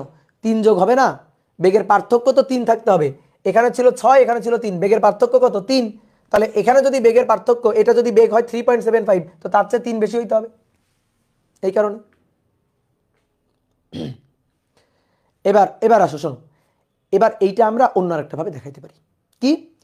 গতিশক্তি সংরক্ষণশীল, ভরবেগ সংরক্ষণশীল, এটা পালিত সংরক্ষণশীলতা, এটা পালিত হচ্ছে কিনা সেটা চেক করে দেখাইতে পারি। ঠিক আছে, এটা চেক করে দেখাইতে পারি। উপরে যে তথ্য দেওয়া আছে না, সেই তথ্য মতে আসলে সংঘর্ষই হয় না। উপরে যে তথ্য দেওয়া আছে এই তথ্য মতে আসলে সংঘর্ষই হয় না। কারণ কোনো একমাত্রিক সংঘর্ষে, দুইটা বস্তুর মধ্যে একমাত্রিক সংঘর্ষ হলেই, সংঘর্ষ মাত্রেই তাকে ভরবেগ সংরক্ষণশীল হতে হবে। তাহলে দুটো বস্তুর মধ্যে এরকম আদি বেগ শেষ বেগ সংঘর্ষের আগে পরে সব কিছু দেওয়া আছে, তুমি আগে দেখো তো ভরবেগ সংরক্ষণশীল হয়েছে কিনা, অর্থাৎ তথ্য সঠিক দেওয়া আছে কিনা, তথ্য ঠিকঠাক দেওয়া আছে কিনা, ভরবেগ সংরক্ষণশীল হচ্ছে কিনা সেটা আগে যাচাই করবা। যদি যাচাই করে মিলে যায় তারপরে চেক করবা গতিশক্তি সংরক্ষণশীল কিনা। যদি দেখো গতিশক্তি সংরক্ষণশীল হয়ে মিলে গেছে তাহলে স্থিতিস্থাপক, আর যদি দেখো মেলে নাই তাহলে অস্থিতিস্থাপক। কিন্তু তুমি ভরবেগ সংরক্ষণশীল করার পরেই মেলে নাই, তাহলে আর তোমার গতিশক্তি সংরক্ষণশীল কিনা চেক করার কোনো দরকারই পড়বে না, কারণ ভরবেগ সংরক্ষণশীল এটাই মেলে নাই, তার মানে সংঘর্ষই আসলে ঠিকঠাক হয়নি। সংঘর্ষের যে তথ্য দেওয়া আছে সেটাই ভুল তথ্য দেওয়া আছে, তা আমরা আসলে ভুল তথ্য দিয়ে দিছি। তুমি দেখো দেখো এই যে সংঘর্ষ অন্য কিভাবে দেখাইতে পারি, অন্য কিভাবে দেখাইতে পারি, দুটো শর্ত, ভরবেগের সংরক্ষণশীলতা, গতিশক্তি সংরক্ষণশীলতা দেখাবা। তাহলে সংঘর্ষের আগে পি ইনিশিয়াল, এই যে সামেশন অফ পি ইনিশিয়াল, সংঘর্ষের আগে বস্তু দুইটার ভরবেগ 5 গুণ 6 যোগ 3 গুণ 3 3 গুণ 3, তাহলে 5 ছক 30 আর 3 তেরোকে 9, কত 39। এটা কত 39, এত কেজি মিটার পার সেকেন্ড। এটা সংঘর্ষের আগে বস্তু দুইটার ভরবেগ। যে তথ্য দেওয়া আছে সেই তথ্য মতে সংঘর্ষের পরে বস্তু দুইটার ভরবেগ কত দেখি তো। 5 গুণ 2 10, 5 গুণ 2 10 যোগ 3 গুণ 5, তাহলে 3 গুণ 5, একই দিকে বলে সব প্লাস, তাহলে 5 গুণ 2 10 আর 3 গুণ 5 15, 3 5 15, তাহলে 10 যোগ 15 25, 25 10 যোগ 15 25 কেজি মিটার পার সেকেন্ড। বলো সমান হয়েছে? তার মানে সংঘর্ষই হয় না। এই যে তথ্য দেওয়া আছে এটা ভুয়া তথ্য, ঠিক আছে। স্থিতিস্থাপক তো দূরের কথা, ভুয়া তথ্য দেওয়া আছে, তাহলে সংঘর্ষই ঘটে নাই বলতে গেলে, সংঘর্ষই ঘটেনি। তাহলে যা তথ্য দেওয়া আছে এটা কারো মন গড়া তথ্য, সংঘর্ষই ঘটে নাই। তাহলে যে তথ্যটা দেওয়া আছে সেই তথ্য কারো মন গড়া তথ্য দেওয়া আছে। কি ক্লিয়ার? কথা বুঝছো? এবার তুমি যদি চাও গতিশক্তি সংরক্ষণশীল কিনা দেখাইতে পারো, এটা আর দেখানোর প্রয়োজন পড়ে না। এখানেই যখন বাতিল হয়ে গেছে, এখানেই যখন শর্ত বাতিল হয়ে গেছে, তারপর আর নিচে আগানোর কোনো দরকার পড়ে না। তারপরও যদি তোমার মনে হয় যে তুমি গতিশক্তি সামেশন অফ গতিশক্তি ফাইনাল আর গতিশক্তি ইনিশিয়াল দেখাবা, ইকে ইনিশিয়াল অর্থাৎ হাফ এম, এম এর মান 5, বেগের মান 6 এর স্কোয়ার, তারপরে হাফ এম, এম এর মান 3, বেগের মান 3 তার স্কোয়ার, এটা যোগ করে দেখাবা। তারপরে সামেশন অফ ইকে ফাইনাল, এটা সমান সমান হাফ এম 5 ভি, ভি এর মান 2, 2 square plus half m, m এর মান 3, তারপরে 5 তার স্কোয়ার। ঠিক আছে, এখান থেকে হিসাব করে দেখাবা, দেখো দেখাইতে পারো, দেখবা এই দুইটাও সমান হবে না। বুঝতে পারছো?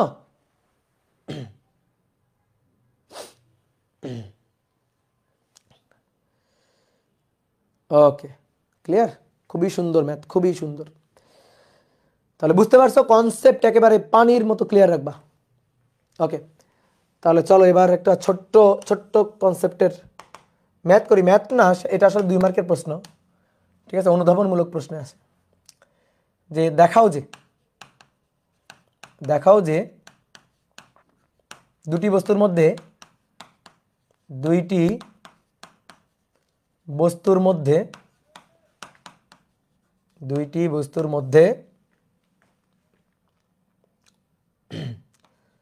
সংঘর্ষের পর বস্তুদ্বয় মিলিত হয়ে চললে, বস্তুদ্বয় মিলিত হয়ে গেল। অনেক সময় আমরা 9 10 ম্যাথ করছি না, যে দুইটা বস্তুর সংঘর্ষ হলো, সংঘর্ষের পর বস্তুদ্বয় মিলিত হয়ে গেল। তাহলে বস্তুদ্বয় মিলিত হয়ে গেলে সংঘর্ষ কখনোই স্থিতিস্থাপক হবে না। সংঘর্ষ কখনোই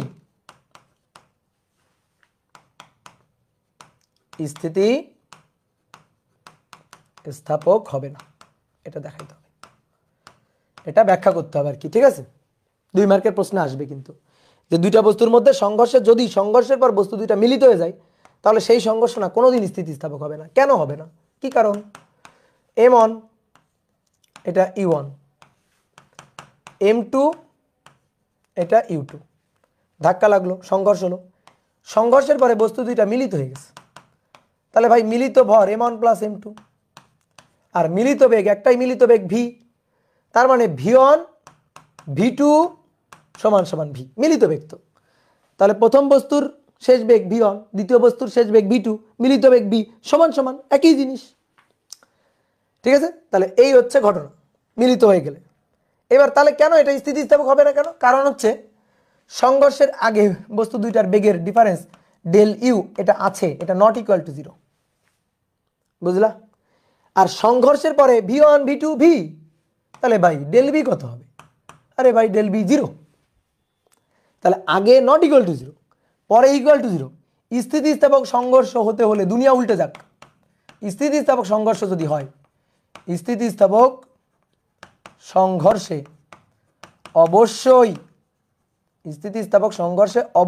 অবশ্যই ডেল ইউ সমান সমান ডেল ভি হতে হবে। তাহলে এটা ডেল ইউ নট 0 আর এটা ডেল বি 0, তাহলে এখানে তো হয়নি। এখানে কি হয়েছে? অবশ্যই এত হবে, কিন্তু এখানে কি হয়েছে? এখানে del u not equal to del v হয়ে গেছে।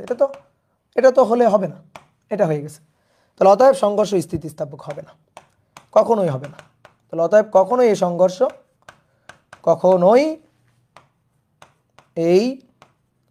সংঘর্ষ স্থিতিস্থাপক হবে না, স্থিতিস্থাপক হবে না। বুঝলা? ক্লিয়ার? অনেকে বলতে পারে ভাই এমনও তো হইতে পারে সংঘর্ষের পরে তাদের বেগের পার্থক্য শূন্য, সংঘর্ষের আগেও শূন্য। হ্যাঁ তাই তো, সংঘর্ষের আগেও তো তাদের বেগের পার্থক্য শূন্য হইতে পারে। আচ্ছা সংঘর্ষের আগে যদি বেগের পার্থক্য শূন্য হয়, সংঘর্ষ হবে কেমনে? সংঘর্ষ কেমনে হবে? সংঘর্ষের আগে তাদের বেগের পার্থক্য শূন্য, দ্যাট মিনস একই বেগ নিয়ে চলতেছে। চিন্তা করো তো, এই বস্তুটা 5 মিটার পার সেকেন্ড বেগ নিয়ে চলতেছে, ঠিক আছে? এই বস্তুটা 5 মিটার পার সেকেন্ড বেগ নিয়ে চলতেছে। এটা u1, এটা u2 চলতেছে। তাহলে বেগের পার্থক্য কত? বেগের পার্থক্য শূন্য।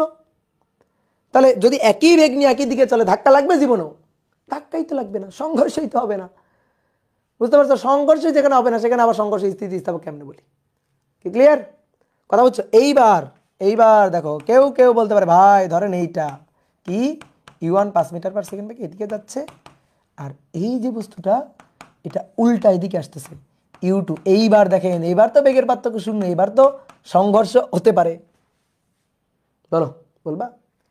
তাহলে তুমি বেগের পার্থক্য নির্ণয় করাই বোঝো নাই। ডেল ইউ ধরো এটা যে বের করবা, তো ডেল ইউ মানে কি? u1 মাইনাস u2, এটাই তো। তাহলে u1 এর মান ধরো, u1 এদিকে সো প্লাস, আর u2 উল্টা দিকে সো মাইনাস। তাহলে u1 এর মান যদি 5 হয়, মাইনাস u2 এর মান যখন হিসাব করব, বেগ ভেক্টর রাশি, হিসাবটা একটু ভেক্টর নিয়মে হবে, বুঝছো? তাহলে u2 এর যে মানটা আসবে, সেই u2 এর মানটা এইদিকে মাইনাস, তাহলে -5 মাইনাসে +10 হয়ে যাবে। এই দেখো বেগের পার্থক্য। অথবা কেউ যদি এই দিকটারে প্লাস ধরে আর এই দিকটা তখন হবে মাইনাস, তখন হবে -10। অর্থাৎ ডেল ইউ এর মান +-10 হয়, +10 নয়তো -10, দিকের উপর ভিত্তি করে। ঠিক আছে? দিকের উপর ভিত্তি করে। বা আপেক্ষিক বেগ দেখো, এর সাপেক্ষে এর আপেক্ষিক বেগ 10, এর সাপেক্ষে এর আপেক্ষিক বেগ 10, আর এর সাপেক্ষে এর আপেক্ষিক বেগ 0 ছিল আগে। ওই যে আপেক্ষিক বেগের কথা বলছিলাম, মিলাও দেখো, আপেক্ষিক বেগ এর সাপেক্ষে এর আপেক্ষিক বেগ কত? 10। এটাই তো পার্থক্য, এটাই তো বিয়োগ। তাহলে অনেকে ভাবে কি ভাই দেখেন একই মান, তাহলে এটাও তো শূন্য না, এটা শূন্য না, দিক বিপরীত। সো দিক বিপরীত বলেই তো দেখো বেগের পার্থক্যের একটা মান আছে। ক্লিয়ার? বুঝতে পারছো? তাহলে দুইটা বস্তুর মধ্যে সংঘর্ষে, যদি কখনো সংঘর্ষে বস্তু দুইটা মিলিত হয়ে থাকে, তাহলে সেই সংঘর্ষ কখনোই স্থিতিস্থাপক সংঘর্ষ হবে না। তাহলে আর একটা জিনিস একটু দেখাও। এবার বলছে দেখাও যে সমান ভরের দুটো বস্তুর মধ্যে, সমান ভরের দুটো বস্তুর মধ্যে স্থিতিস্থাপক সংঘর্ষ হলে, স্থিতিস্থাপক সংঘর্ষ হলে সংঘর্ষের পর বস্তুদ্বয় বেগ বিনিময় করবে। সংঘর্ষের পর বস্তুদ্বয় বেগ বিনিময় করবে।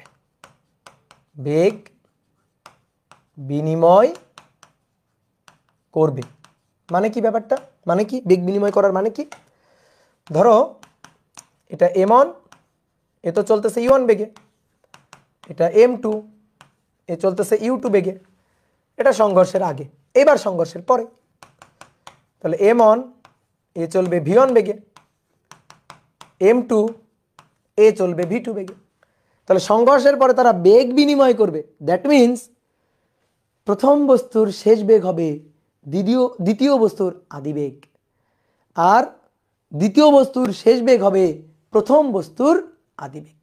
বেগ অল্টারনেট করে নেবে, বেগ জাস্ট চেঞ্জ করে নেবে, বেগ বিনিময় করে নেবে। তার মানে দেখো ব্যাপারটা কেমন দাঁড়াচ্ছে। এই v1টা হবে, v1 প্রথম বস্তুর শেষ বেগ, তাহলে এটা হবে দ্বিতীয় বস্তুর আদি বেগ, এই যে এটা। ঠিক আছে?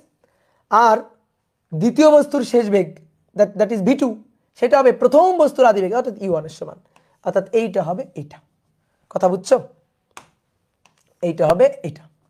অর্থাৎ v1 হবে u2, তাহলে বেগ বিনিময়। আর v2 হবে u1, বেগ বিনিময়। এর বেগ ওর ঘাড়ে গেল, এর বেগ ওর ঘাড়ে গেল। এখন এই কথা বিশ্বাস করি না, প্রমাণ ছাড়া কিছুই বিশ্বাস করি না। তাহলে আমরা কি সূত্র জানি? v1 ইকুয়াল টু, সূত্রটা লিখিত দেখি, m1 মাইনাস m2, দাগ দিয়ে m1 minus plus m1 plus m2। এবার v1 বের করছি, সো উপরে m1 মাইনাস m2, v1 এর জন্য u1 বসে গেল, বাকি থাকলো u2, যার বেগ তার দ্বিগুণ ভর। ওকে, আর v2 এর জন্য একটু লিখে নিই আগে। v2 এর জন্য এরকম একটা দাগ দিব, m1 প্লাস m2, এখানেও m1 প্লাস m2। তাহলে উপরে m2, v2 যেহেতু m2 মাইনাস m1, v2 এর জন্য u2, আর এখানে কি হবে, u2 বসে গেছে, তাহলে বাকি থাকলো কি u1 বসলো। তাহলে যার বেগ তার দ্বিগুণ ভর, 2m1। ক্লিয়ার? এইবার আসো, কি বলছে? সমান ভরের দুটো বস্তু, অর্থাৎ m1 m2 এদের মান সমান, m1 সমান m2 সমান সমান m।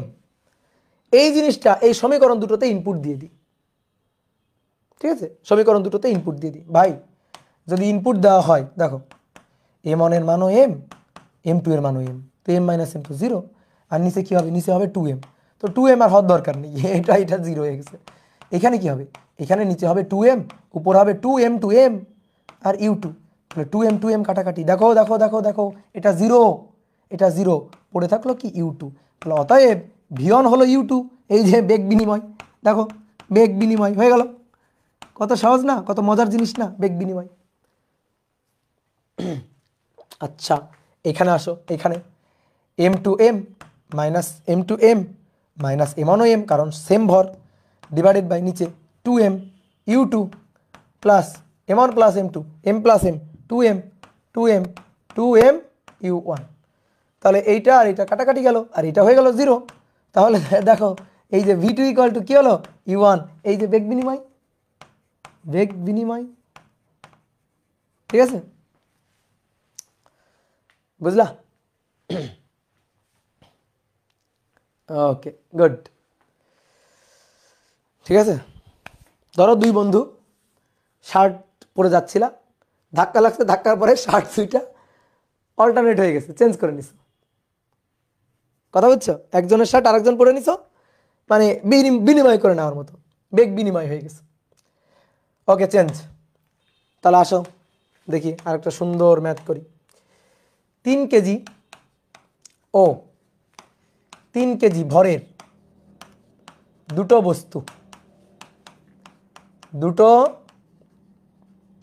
বস্তু সংঘর্ষের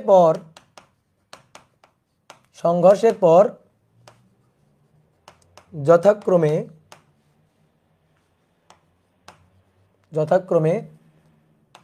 4 মিটার পার সেকেন্ড ও 5 মিটার পার সেকেন্ড বেগে বিপরীত দিকে চলে। 5 মিটার পার সেকেন্ড বেগে বিপরীত দিকে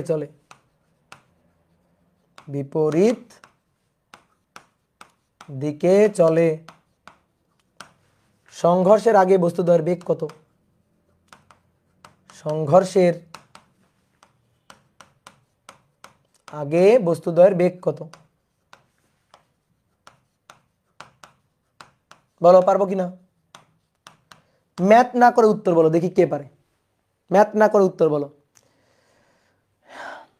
4 আর 5 আর 4 হয়নি, 5 আর 4 হয়নি, 5 আর 4 হয়নি। সংঘর্ষের পর তাদের বেগ কত? যারা 5 আর 4 বলছো হয়নি, যারা 4 আর 5 বলছে তাদেরও হয়নি। হ্যাঁ, এই যে একজনের হয়েছে, এই যে 5 আর -4, হ্যাঁ একটা মাইনাস দিতে হবে, যে কোনো একটার আগে মাইনাস দিতে হবে। তাহলে অ্যান্সার হবে হচ্ছে একটা মাইনাস আর একটা প্লাস, মাইনাস দিতে হবে মুখোমুখি। এখানে দেখো আমি তোমাকে মাইনাস সহ বের করে দিচ্ছি, আসো। তাহলে দুটো বস্তুর মধ্যে সংঘর্ষ হচ্ছে, একটু আগে যে কনসেপ্ট পড়লাম সেটাই তো। দুইটা বস্তু কি 3 কেজি না, দুটোর ভর সেম না? তো দুটো সেম ভরের বস্তু, এরা যদি স্থিতিস্থাপক সংঘর্ষে লিপ্ত হয়, আচ্ছা সংঘর্ষের পর যথাক্রমে, আচ্ছা এখানে একটু লেখা লাগবে, মেনশন করা লাগবে, তো নাহলে তুমি বুঝবা কেমনে স্থিতিস্থাপক সংঘর্ষ কিনা? এখানে অবশ্যই মেনশন করতে হবে স্থিতিস্থাপক সংঘর্ষের পরে। সরি, এটা অবশ্যই মেনশন করা লাগবে স্থিতিস্থাপক সংঘর্ষের পর। ঠিক আছে, ওকে। এবার আসো, দেখো 3 কেজি 3 কেজি সমান ভরের দুটো বস্তু, স্থিতিস্থাপক সংঘর্ষ হলে বেগ অল্টারনেট করে নিবে, বেগ পরিবর্তন করে নিবে, বেগ বিনিময় করবে। তাহলে সেই বেগ বিনিময় হবে তো, ঠিক আছে, বেগ বিনিময় হবে, তাহলে সেটা আমরা দেখব। তাহলে এটার ছিল 4 5, উল্টা হবে 5 4, সংঘর্ষের পরে দেওয়া আছে, ঠিক আছে। তাহলে আদিতে মানে আদিতে যেটা ছিল সেটাও তো উল্টা, তাহলে 5 এটা হবে, 4 এটার হবে, এবং যেহেতু বিপরীত সো একটার আগে মাইনাস হবে। ঠিক আছে, এখন মাইনাসটা কোনটার আগে দিবা সেটা হচ্ছে তুমি কোন দিকে প্লাস ধরবা তার উপর ডিপেন্ড করে। তাহলে ধরো এটা 3 কেজি, ধরো এটা এ মান বললাম, সে এটা এ মান, তাহলে এটা এইদিকে চলতেছিল u1 বেগ নিয়ে, এটা m2, এটা এদিকে যাচ্ছে u2 বেগ নিয়ে। এখন তুমি বলতে ভাই দুটো যে একই দিলেন, আমি কি জ্যোতিষী, আমি কি জানি যে সংঘর্ষের আগে তারা বিপরীতমুখী ছিল কিনা? সংঘর্ষের পরে, যে সংঘর্ষের পর তারা বিপরীতমুখী এটা আমি জানি, কিন্তু আগে কি আমি জানি? সো আমি আগে সব একদিকে দিয়ে নিব, একে নিব, এটা আঁকার জন্য আঁকা। ঠিক আছে, আমি তো আগে জানি না যে u1 কোন দিকে u2 কোন দিকে, জানি না তো, বিপরীত কিনা জানি না তো, একই দিকে কিনা জানি না তো, সো আমি একে নিলাম। আর তুই বলতে ভাই আপনি তো জানেন তারা তো বিপরীত হবেই, সেটা আমি কেমনে জানি? সেটা তো আমি কনসেপ্ট দিয়ে আগে থেকে জানি, কিন্তু ম্যাথ করার সময় তো আর ওটা করবো না। ওকে, তাহলে আসো এবার, আসো, এটা এমন ভরের বস্তু 3 কেজি 3 কেজি, আর এইটা m2 এটা 3 কেজি। তো মুখোমুখি পরস্পরের বিপরীত দিকে যাচ্ছে, তাহলে বিপরীত দিকে যাচ্ছে মানে যদি এইটা v1 যদি হয় 4, এটা যদি +4 পজিটিভ দিক হয়, মানে আমি এই দিকটা ধরছি পজিটিভ, সো এই দিক তাহলে নেগেটিভ, তাহলে এই দিক যদি প্লাস হয় তাহলে অবশ্যই বিপরীত দিক, তাহলে এটা তো v2, এটা তো মাইনাস হবে। তাহলে এই যে v2 কে আমি মাইনাস দিলাম, বুঝলা? v1 কে প্লাস ধরলাম, v2 কে আমি মাইনাস ধরলাম। অনেকে ভাবে ভাই সংঘর্ষের পরে এভাবে কেমনে চলতেছে, এভাবে যদি সংঘর্ষের পরে চলে তাহলে তো এগিয়ে এর আবার ধাক্কা দিবে। আচ্ছা, যাদের মনে এরকম প্রশ্ন আছে তারা তাহলে এই জিনিস ভাবো, এটা তো আঁকার জন্য আঁকছি, যদি কারো মনে এই প্রশ্ন জাগে তাহলে এই যে এটা ভাবো, এই আমার হ্রস্বকার দীর্ঘকার শব্দ উঠে আসলো কেন? কারো মনে যদি এরকম প্রশ্ন জাগে তাহলে এইভাবে চিন্তা করো, সমস্যা আছে? এই যে বিপরীত দিকে যাচ্ছে, নাও বুঝলা? অনেকে ভাবে ভাই এভাবে আঁকলেন কেন, হয়তো আবার ধাক্কা দিবে। আচ্ছা ঠিক আছে, এভাবে আঁকলাম তাহলে তো আর ধাক্কা দিবে না, তাহলে এইটা এদিকে সো মাইনাস, এইটা এদিকে সো প্লাস। তো আসো এবার, তাহলে আমরা কি বের করতে চাই? বেগ বের করতে চাই। কি v1 v2 বের করতে চাই? না, ওটা দেওয়া আছে, আমি u1 u2 বের করতে চাই। যে সমস্যায় পড়ো না কেন সূত্র লিখে ফেলবা, দেখবা ম্যাথ শেষ। তাহলে v1 সমান সমান নিচে m1 minus m2, sorry plus m1 plus m2, এখানে m1 মাইনাস m2 u1, আর এখানে কি হবে? u1 যেহেতু বসে গেছে তাহলে এটা u2, যার বেগ তার দ্বিগুণ ভর 2m2। তাহলে সমান ভরের বস্তু 3 কেজি 3 কেজি, তাহলে 3 বিয়োগ 3 নিচে 3 যোগ 3, এটা u1 এর মান আমি জানি না কত, আচ্ছা ঠিক আছে, কিন্তু v1 এর মান আমি জানি, কত? v1 4 +4, তারপরে এখানে m1 প্লাস m2 অর্থাৎ 3 যোগ 3, উপরে 2 গুণ 3, 3 দুগুণে 6, 6 কাটাকাটি, u2 এর মান, এই যে এটা u2, এই u2 এর মানটাই তো আমাদের বের করতে হবে। তো এটা তো 0, এই পার্টটা তো 0, এটা তো 0, তাহলে এটা বাদ, এটা 0, তাহলে আমাদের u2 সমান সমান এটা কাটাকাটি, তাহলে অতএব u2 সমান সমান দেখো +4, u2 আসছে +4 এত মিটার পার সেকেন্ড। ঠিক একইভাবে v2 m1 plus m2 plus m1 plus m2 উপরে m2 মাইনাস m1, ওকে, যেহেতু v2 সো u1 বসে যাবে তার দ্বিগুণ ভর। তাহলে v2 এর মান গিভেন, v2 এর মানটা কত? v2 এর মান এই যে -5, 3 বিয়োগ 3 0, 3 যোগ 3 তার সাথে u2 যাই হবে এটা 0, আর এখানে 3 যোগ 3 6, উপরে 2 গুণ 3 6, আর তার সাথে u1 এর মানটা আমরা বের করতে চাই, তাহলে অতএব দেখো u1 এর মান হবে -5 এত মিটার পার সেকেন্ড।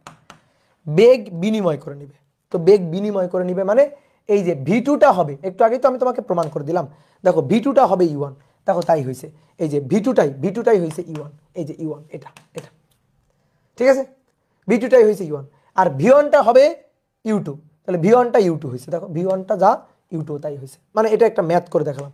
আগে থিওরির আলোচনা করে দেখাইছি, কনসেপ্ট বুঝাইছি তোমাকে, এবার একটা ম্যাথ করে হাতে নাতে প্রমাণ করে দেখালাম।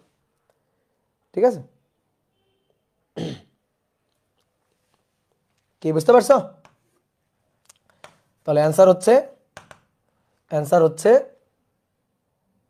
যেহেতু আগে এটার কথা বলবো, -5 এত মিটার পার সেকেন্ড ও 4 মিটার পার সেকেন্ড। ঠিক আছে, ঠিক আছে, ওকে। তাহলে এইবার তোমরা আমার এই ম্যাথটা করে দিবা, আগের ম্যাথটাই সেম, আগের ম্যাথটা, শুধু সামান্য একটু চেঞ্জ করবো আমি। কি চেঞ্জ করব? 3 কেজি ও 2 কেজি, 3 কেজি ও 3 কেজি দিচ্ছিলাম না, 3 কেজি ও 3 কেজি দিছিলাম না, 3 কেজি ও 2 কেজি দিব। 3 কেজি ও 2 কেজি ভরের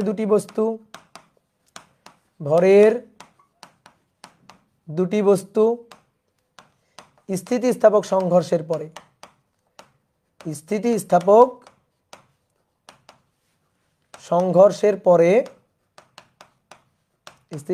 সংঘর্ষের পরে বিপরীত দিকে কত কত বেগ দিয়েছিলাম? 4 ও 5, বিপরীত দিকে 4 মিটার পার সেকেন্ড ও 5 মিটার পার সেকেন্ড বেগে চলে। বস্তুদ্বয়ের আদিবেগ কত? বস্তুদ্বয়ের আদিবেগ কত? এই যে, তাহলে এবার বলো, এবার তুমি মুখে মুখে অ্যান্সার দিতে পারবা না? মুখে মুখে অ্যান্সার দিতে পারবা না। তাহলে এবার আসো হিসাব নিকাশ করি। তাহলে এমন ধরি 3 কেজি, তাহলে সে চলতেছে U1 বেগ নিয়ে, আমি জানি না কোন দিকে। তারপরে M2, এটা 2 কেজি, এটা চলতেছে U2 বেগ নিয়ে, জানি না কোন দিকে। তাহলে আপাতত ধরে লিখে নিলাম, এটা সংঘর্ষের আগে। এবার সংঘর্ষের পরে মুখোমুখি চলতেছে, আচ্ছা, মানে বিপরীত দিকে চলতেছে। তাহলে M1 ধরলাম, এটা V1 কত? সেটা 4, তাহলে এটা +4 ধরলাম, প্লাসের ডিরেকশন, যেহেতু বিপরীত দিকে। তাহলে এটাকে উল্টা দিকে ধরি, M2 হচ্ছে কত কেজি? M2 2 কেজি, তাহলে এটা এদিকে যাচ্ছে ধরো, তাহলে এটা V2, এটা কত? তাহলে -5 ধরতে হবে, যেহেতু উল্টা দিক। আমি তাহলে কি করলাম? এই দিকগুলোরে পজিটিভ ধরলাম, এই দিকগুলো আমার নেগেটিভ। তাহলে এই V2টা হবে -5 মিটার পার সেকেন্ড। বুঝতে পারছো? -5 মিটার পার সেকেন্ড। ওকে, তাহলে আসো হিসাব নিকাশ শুরু করি। তাহলে আমাদের V1 দেওয়া আছে, V2 দেওয়া আছে, M1 দেওয়া আছে, M2 দেওয়া আছে, U1 U2 বের করতে হবে। আগে কত সুন্দর করে বের হয়ে গেছিল, কারণ কিছু পার্ট 0 হয়ে গেছিল। এই যে কিছু পার্ট, এই পার্টটা 0 হয়ে গেছিল, এই পার্টটা 0 হয়ে গেছিল। এবার তো এই দুইটা পার্ট 0 হচ্ছে না, এবার তো এই দুইটা পার্ট 0 হওয়ার কোনো সম্ভাবনা নেই। তাহলে এইবার কি করি? এবার তো মুশকিলে পড়ে গেলাম। বলো, মুশকিলে পড়ে গেলাম কিনা? এবার তাহলে কি করা যায়? দেখি কি করা যায়। যে বিপদে পড়ো না কেন, সূত্র লিখে ফেলবা, সূত্র লিখে ফেললে বিপদ থেকে মুক্ত। তাহলে আসো, V1 M1 প্লাস M2, ওকে, M1 মাইনাস M2, যেহেতু V1 সেহেতু U1, তাহলে 2 M2 U2, বুঝছো তো? তাহলে V1 এর মানটা আমরা জানি, V1 এর মানটা ওই যে +4, M1 প্লাস M2, 3 যোগ 2, 3 বিয়োগ 2, U1 এর মান জানি না, বের করতে চাই। M1 প্লাস M2, 3 যোগ 2, 2M2, তাহলে 2 × 2, U2 এর মান জানি না, বের করতে চাই। তাহলে এই সমীকরণে আননোন কোয়ান্টিটি কয়টা? দুইটা, U1 আর U2, দুইটা আননোন কোয়ান্টিটি। ওকে, তাহলে 3 বিয়োগ 1, 3 বিয়োগ 2 1, তাহলে আমি একটু সাজায় লিখতেছি একবারে, হ্যাঁ, 1 ভাগ নিচে 3 2 2, 3 যোগ 2 5, U1 প্লাস এটা কি লিখবো? 2 দুগুণে 4 আর নিচে 3 আর 2 5, U2 সমান সমান 4। আমি কি করলাম জানো? একবারে সাজায় লিখলাম। এটা 1 নং সমীকরণ, এটা 1 নং সমীকরণ, এটা 1 নং সমীকরণ। ওকে, ডান। এবার আসো নেক্সট, এখানে এবার আসো V2 M1 প্লাস M2, তাহলে V2 এর জন্য M2 মাইনাস M1, V2 এর জন্য U2, নিচে 2 M1 U1। তাহলে V2 এর মান কত ভাইয়া? V2 এর মান -5, M1 + M2 3 + 2, M2 2 বিয়োগ M1 3 U2 plus M1 + M2 3 + 2 2, M1 এর মান 3, U1 এর মান, এটাই তো বের করতে চাই। এবার একটু সাজাবো, দেখো সাজাবো। এই পার্টটাকে আগে লিখবো, ঠিক আছে? এই পার্টটাকে আগে লিখবো। 3 × 2 = 6, 3 + 2 5 U1। এবার দেখো এটা -2 - 3 -1/5 U2, এটা ইকুয়াল টু -5 -5। সমীকরণ নম্বর 2। আননোন কোয়ান্টিটি দুটো, ইকুয়েশন পাইলাম কত? 2টা। কে সলভ করবে? তুমি? খবরদার না, ক্যালকুলেটর সলভ করবে। সলভ করবে কে? ক্যালকুলেটর। আসো ক্যালকুলেটর। তাহলে ইকুয়েশনে যাব, গিয়ে আননোন কোয়ান্টিটি দুটো, একে যাব। তাহলে 1/5 বসাবো, 4/5 বসাবো, 4 বসাবো। তারপরে 6/5 বসাবো, -1/, এই যে মাইনাস বসাবো কিন্তু, -1/5 বসাবো, দেন -5 বসাবো। তাহলে এবার আসো দেখো, ঠিক আছে। তাহলে অতএব সলভ করে পাই, কি সলভ করে পাই? দুটো ইকুয়েশন সলভ করে পাই, 1 ও 2 থেকে পাই, সলভ করে পাই U1 এর মান, U1 এর মান পাইলাম -3.2 মিটার/সেকেন্ড। ওকে, ঠিক আছে, কোনো সমস্যা নেই। আর U2 এর মান পাইলাম 5.8 মিটার/সেকেন্ড। ঠিক আছে, ম্যাথ হয়েছে কিনা বুঝবো কেমনে? স্থিতিস্থাপক সংঘর্ষ, তাহলে অবশ্যই বেগের পার্থক্য সমান, অবশ্যই বেগের পার্থক্য সমান। ঠিক আছে, অবশ্যই। দেখো কেমনে, দেখো কেমনে সমান। U1 আসছে মাইনাস, অর্থাৎ আমি তো ডিরেকশন দেখো এইদিকে দিছিলাম, আসলে বাস্তবে এদিকে ডিরেকশন উল্টা দিকে যাচ্ছে, উল্টা দিকে যাচ্ছে। দেখো এই যে এইটা M1, M1, M1, সে যাচ্ছে U1 ওইদিকে, ওইদিকে, কারণ U1 মাইনাসের দিকে যাচ্ছে, এক্স অক্ষের ঋণাত্মক দিকে যাচ্ছে, এই যে এটা। ঠিক আছে, এই যে U1 আসছে কত? -3.2। আর আর M2, এটা হচ্ছে M2 এই যাচ্ছে কোন দিকে? U2 এর মান প্লাস আসছে। ও আচ্ছা, তাহলে এই প্লাসের দিকে যাচ্ছে, এই যাইতেছে প্লাসের দিকে। এটা কি সংঘর্ষের আগে না পরে? বলো বলো, সংঘর্ষের আগে না পরে? এটা 5.8 আগে না পরে? এটা বলো বলো বলো, এটা সংঘর্ষের আগে না পরে? আগে। এই ভাই, আগে এটা কেমনে হয়? এইভাবে হইলে ধাক্কা লাগাবে কেমনে? বলো, এটা এইভাবে হইলে ধাক্কা লাগাবে কেমনে? আমি আঁকছি তো, দেখো U1 কোন দিকে যাচ্ছে, দেখো দেখো, এই যে মাউসের দিকে দেখো, কই গেল মাউস? এই যে দেখো, এই যে U1 কোন দিকে? U1টা এক্স অক্ষের ঋণাত্মক দিকে, আর পাশে দেখো U2 কোন দিকে? এক্স অক্ষের ধনাত্মক দিকে। তাহলে এর সংঘর্ষ কেমনে হবে? হ্যাঁ, তো সংঘর্ষ হবে না, সংঘর্ষ তো হবে না। বলো, একটু গুগলি মাথা খারাপ। ঠিক আছে, সংঘর্ষ কেমনে হওয়ানো যায়? কেমনে হওয়ানো যায়? এ আছে সামনে, এ আছে সামনে, এই যে এই দুটো দুটো ধরে চলে গেল কেন? এই যে এ আছে, এই যে সামনে এইখানে আছে, এই এই যে সংঘর্ষ হবে, বুঝলা? হ্যাঁ, এই যে এটাই, বুঝতে পারছো? এটা আঁকা যা, এটা আঁকাও তাই, কোনো ব্যাপার না। বুঝতে পারছো? ক্লিয়ার? তাহলে এই হচ্ছে সংঘর্ষের আগের ঘটনা, এই হচ্ছে সংঘর্ষের আগের ঘটনা।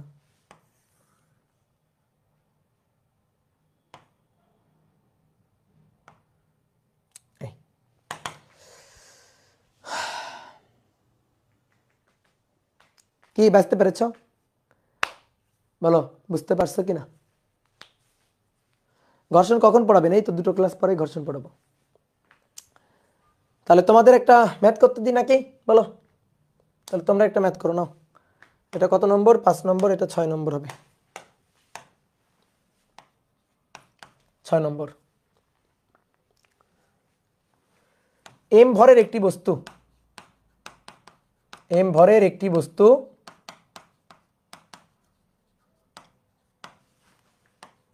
2m ভরের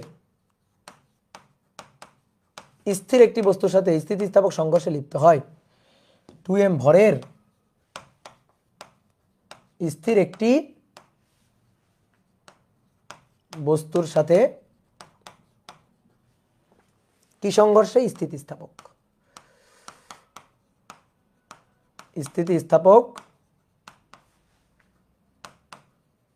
সংঘর্ষে লিপ্ত হয়। দেখাও যে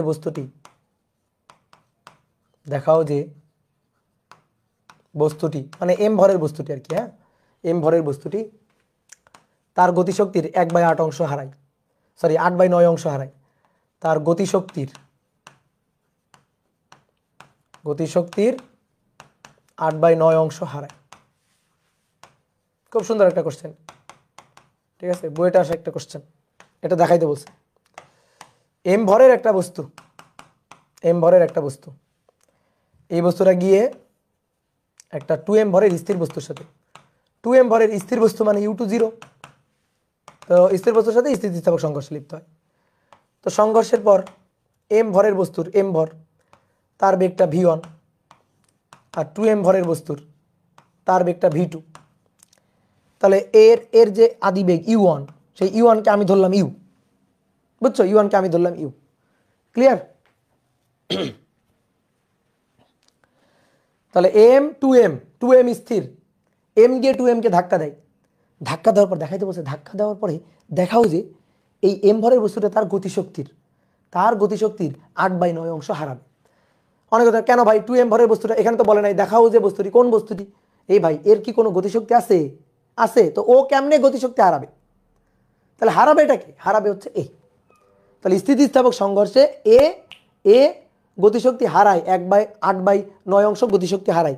ওর হারানো গতিশক্তিটা কে পাবে? অবশ্যই ও পাবে, কারণ স্থিতিস্থাপক সংঘর্ষ শক্তির ও গতিশক্তির অন্য কোনোভাবে ক্ষয়টয় কিছু হইতে পারে না।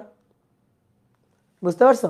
ওকে, তাহলে চলো দেখি আমরা তাহলে v1টা বের করি। তো ভাই v1 এর সূত্রটা লিখে ফেলি চটপট করে, m1 প্লাস m2, v1 এর জন্য u1 প্লাস নিচে m1 প্লাস m2, তাহলে এখানে m1 মাইনাস m2, u1 বসালাম, তাহলে u2 2m2 u2।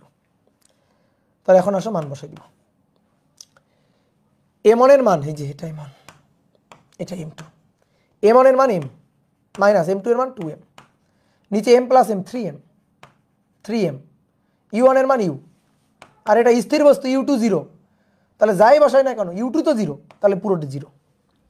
তাহলে উপরে থাকবে মাইনাস m, নিচে 3m u, m কাটাকাটি, তাহলে মাইনাস u/3, মাইনাসটা মিন করছে বেগের মান হচ্ছে u/3, মাইনাসটা মিন করছে এর বেগটা যেদিকে ছিল আর ওদিকে নেই, উল্টা দিকে চলে গেছে, অর্থাৎ বেগটা এখন এইদিকে। মাইনাসটা এটাই মিন করছে, মাইনাস মিন করছে বেগের ডিরেকশনটা চেঞ্জ হয়ে গেছে। ওকে, ডান। এখন আমাদের বলছে দেখাও যে তার গতিশক্তির 8/9 অংশ হারায়। দেখি তো হারায় কিনা। তাহলে আদি গতিশক্তি ek1 এর হাফ, এর ভর m আর বেগ কত u, তাহলে বেগ u², এটা আদি গতিশক্তি। এবার পরবর্তীতে ইকে ফাইনাল গতিশক্তি ফাইনাল। তো এখন তো বেগ ভাই এটা, তাহলে হাফ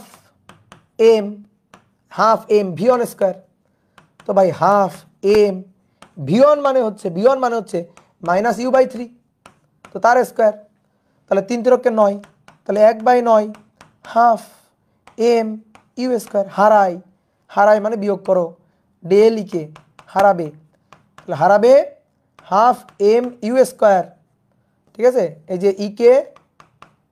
ইকে ইনিশিয়াল থেকে মাইনাস ইকে ফাইনাল, তাহলে দেখো half m u² minus 1/9 half m u², তাহলে বিয়োগ করে দেখো হাফ m u² বিয়োগ করে দেখো 1 মাইনাস 1/9, তাহলে নিচে 9 মাইনাস 1 8, তাহলে 8/9 হাফ m u²। এটা আদি গতিশক্তি, তার কতটুকু হারাচ্ছে? 8/9 অংশ হারাচ্ছে, 8/9 ইকে ইনিশিয়াল। তাহলে ইনিশিয়াল গতিশক্তির 8/9 অংশ হারাচ্ছে। মাইনাস হলো কিভাবে? এই যে m1 এর মান m, m2 এর মান 2m, তো m থেকে 2m বিয়োগ করলে তো মাইনাস। খুবই সহজ ম্যাথ। ক্লিয়ার? বুঝছো সবাই?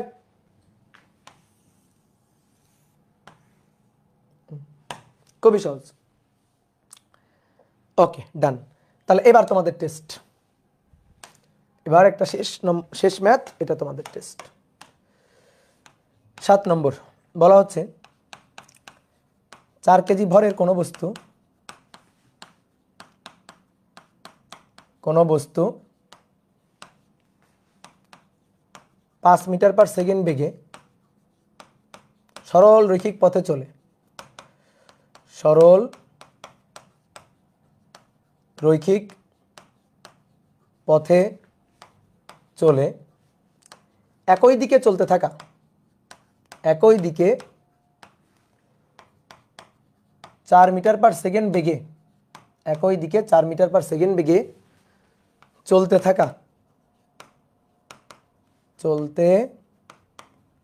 থাকা 3 কেজি ভরের বস্তুর সাথে সংঘর্ষে লিপ্ত হয়। কি সংঘর্ষ বলে নাই কিন্তু, বস্তুর সাথে সংঘর্ষে লিপ্ত হয়, সংঘর্ষে লিপ্ত হয়। সংঘর্ষের পর 4 কেজি বস্তু, 4 কেজি বস্তুটি পূর্বের বেগের দিকে, পূর্বের বেগের দিকে 2 মিটার পার সেকেন্ড বেগে চলতে থাকে। এটা হচ্ছে উদ্দীপক। কোশ্চেন নম্বর 1, সংঘর্ষের পর অপর বস্তু কত বেগে কোন দিকে চলবে? সংঘর্ষের পর অপর বস্তু কত বেগে কোন দিকে চলবে? আর 2 নম্বর, সংঘর্ষটা কি স্থিতিস্থাপক? সংঘর্ষটি কি স্থিতিস্থাপক? আর 3 নম্বর, যদি স্থিতিস্থাপক না হয়, যদি স্থিতিস্থাপক না হয় তবে শক্তি ক্ষয় বা লাভ নির্ণয় করো। শক্তি ক্ষয় বা লাভ, শক্তি ক্ষয় হতে পারে, লাভও করতে পারে। তো শক্তি ক্ষয় বা লাভ নির্ণয় করো, তো কতটুকু শক্তি ক্ষয় করবে বা লাভ করবে।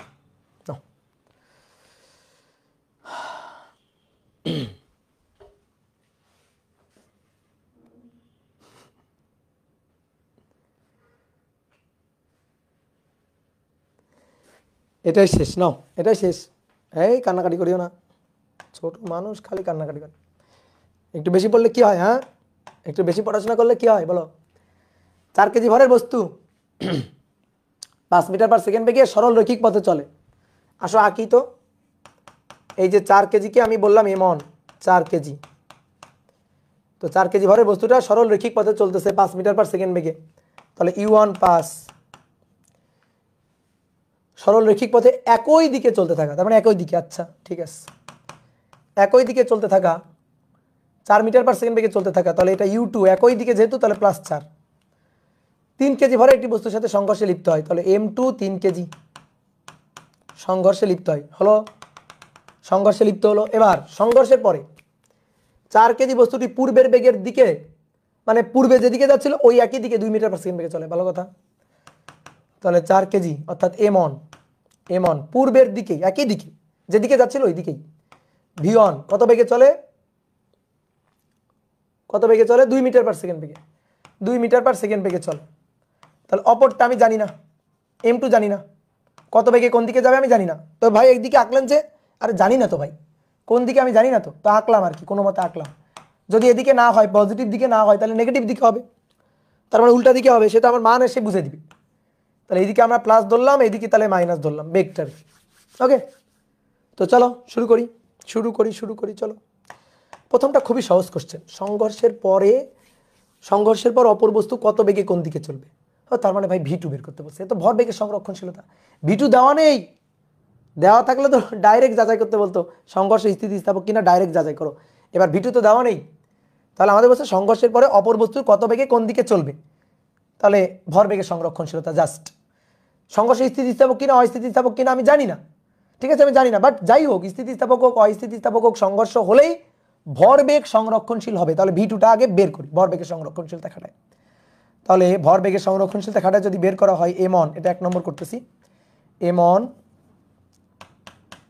ইউ1 plus M two U two equal to M one V one, অবশ্যই আলাদা থাকতে হবে, মিলিত হইতে পারে না, এম টু ভি2। না মান বসে দিব, এম অন এর মান 4, ইউ1 এর মান 5, এম2 এর মান 3, ইউ2 এর মান 4, এম অন এর মান 4, ভি1 এর মান হ্যাঁ প্লাসের দিকে 2, এম2 এর মান 3, ভি2 এর মান বের করতে চাই। তাহলে অতএব ভি টু, দেখো ভি টুটা কিন্তু মাইনাস আসবে অবশ্যই, ভি টু থেকে তাও তো বিপরীত দিকে যাইতেই হবে। তাহলে 4 গুণ 5 যোগ 12, এটাকে বিয়োগ করবো 4 দুগুণে 8, ঠিক আছে, বিয়োগ করবো, সরি মাইনাস আসে না, প্লাসে আসছে, ঠিক আছে। 4 5 20 যোগ 12 বিয়োগ 8 24 ভাগ 3, তাই না, 8 আসছে, 8 মিটার পার সেকেন্ড প্লাস আসছে, তার মানে ওটাও এদিকে যাচ্ছে, এটাও এদিকে যাচ্ছে, এদিকে যাচ্ছে, তাহলে 8 মিটার পার সেকেন্ড বেগে গেছে, ইয়েস প্লাস, হ্যাঁ প্লাস আসছে, ঠিক আছে। যদি এমন হইতো, দেখো এমন হইতো এইটা এদিকে ধাক্কা লাগার পর এটা এদিকে আসছে, এটা যদি এদিকে আসতো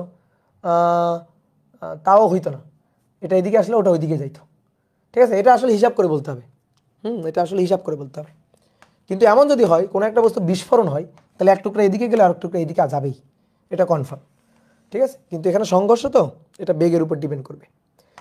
আচ্ছা, তাহলে ভি টুটা বের হলো, ভি টুটা প্লাস, তার মানে এই দিকেই যাচ্ছে, প্লাসের দিকেই যাচ্ছে। এবার আসো, এবার কি বলছে আমাদের,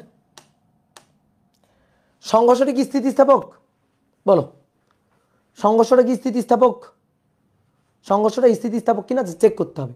এইবার আমি চেক করতে পারি, দেখো এইবার বলতে দিতে পারি যে এইবার তো সংঘর্ষ হয়েছে, এটা তো একেবারে প্রকৃত সংঘর্ষ দেওয়াই আছে। তাহলে এর ইউ1 এর মান 5, ইউ2 এর মান 4, 1 2 8, না সংঘর্ষ অস্থিতিস্থাপক, সংঘর্ষ স্থিতিস্থাপক না, ঠিক আছে। এবার সংঘর্ষ স্থিতিস্থাপক না, দেখো দেখেই বলে দিলাম। আর যদি স্থিতিস্থাপক হইতো তাহলে ভি1 ভি2 এর মান আমি বের করতাম। যদি স্থিতিস্থাপক হইতে হয় তাহলে ভি1 ভি2 এর মান বের করে চেক করে দেখবো যে স্থিতিস্থাপক হইতে গেলে বেগ ভি1 ভি2 কত হইতে হয়। তাহলে আসো তো 2 নম্বরটা করি। 2 নম্বর, যে স্থিতিস্থাপক হলে, স্থিতিস্থাপক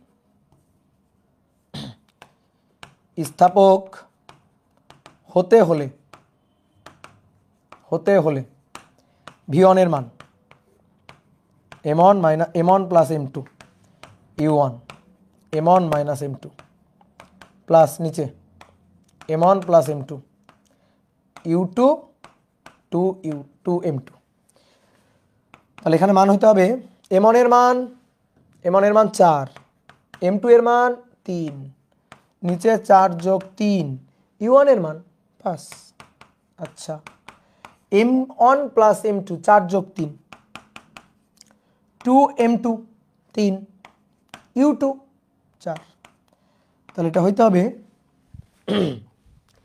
চলো চলো চলো দ্রুত করে ফেলি, 1 আর নিচে 7 আর 5, যা হবে এর সাথে যোগ হবে 3 4 12 12 24 ভাগ 7, কত আসছে ভাই 29, 29/7, 29/7 আর 4.1428 এত মিটার পার সেকেন্ড আসছে, বলো আসছে এটা, ওকে। এবার ভি2, স্থিতিস্থাপক হতে গেলে ভি2 কত হইতে হবে, m2 minus m1, m1 plus m2 u2 plus এখানে m1 প্লাস m2 আর উপরে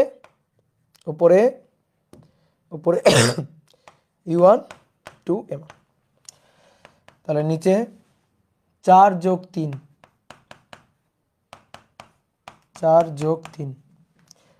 m2 এর মান 3, m1 এর মান 4, u2 এর মান 4, 2 m1 এর মান 4, u1 এর মান 5। দেখি দেখি দেখি কত আসে, 3 বিয়োগ 4, নিচে 4 যোগ 3, 4, 3 বিয়োগ 4 1 ভাগ 7 গুণ 4 যোগ 2 গুণ 4 গুণ 5 ভাগ নিচে 7। দেখো তো কত আসছে, এই যে ঠিক আছে 5.1428 এত মিটার পার সেকেন্ড। 5.1428 আর 4.1428 পার্থক্য 1। দেখি আদিতে কত পার্থক্য ছিল, এস 5 আর 4 1, এস ঠিক আছে। এবং দেখো ইউ1 এর মান কম ছিল, ভি2 এর মান বেশি হয়ে গেছে। ইউ2 এর মান কম, ইউ1 এর মান বেশি ছিল, ভি2 এর মান বেশি, মানে ভি2 এর মানটা বেড়ে গেছে। আর ইউ2 এর মানটা কম ছিল, এখানে ভি2 এর মানটা কম আছে। দেখো চেঞ্জ হয়েছে কিনা, মানে যেটার বেগ কম ছিল সেটার বেশি হয়ে গেছে, যেটার বেগ বেশি ছিল সেটার কম হয়ে গেছে। তাহলে এটা হইতে হবে। তাহলে অতএব সংঘর্ষ স্থিতিস্থাপক না। অতএব যেহেতু ভি1 এর মানটা এটা নট ইকুয়াল টু, ভি1 এর মানটা 2 আর ভি2 এর মানটা এটা নট ইকুয়াল টু 8, সুতরাং স্থিতিস্থাপক নয়। আর একটা ভাবে দেখানো যায়, কিভাবে, শক্তি সংরক্ষণশীল কিনা সেটা দেখায়। অতএব স্থিতিস্থাপক নয়, এটা দেখানো যায়। আর একটা বলছে যদি স্থিতিস্থাপক না হয় তবে শক্তি ক্ষয় বা লাভ নির্ণয় করো। এই যে এটার অ্যান্সার দিতে গিয়েও আমি দেখাইতে পারতাম যে স্থিতিস্থাপক কিনা। তাহলে সেটা কিভাবে দেখাইতাম বলো? সেটা হচ্ছে গতিশক্তি আগের আর পরের সমান সমান কিনা সেটা দিয়ে দেখাইতাম, বুঝছো? গতিশক্তি আগের আর পরের সমান সমান কিনা সেটা দিয়ে দেখাইতাম। এই তোমরা স্টিকার দিচ্ছ কেন, এই পাগল? তাহলে আসো গতিশক্তি, তাহলে 4 5 3 4, 4 5 3 4, আগে 4 5 3 4, তাহলে আগের গতিশক্তি 3 নম্বর। তাহলে আগের গতিশক্তি ই ইনিশিয়াল, তাহলে E initial half m1 u1 square half m2 u2 square. তাহলে মান বসাই, আসো হাফ m1 এর মান 4 5, 4 5 বর্গ প্লাস হাফ m2 এর মান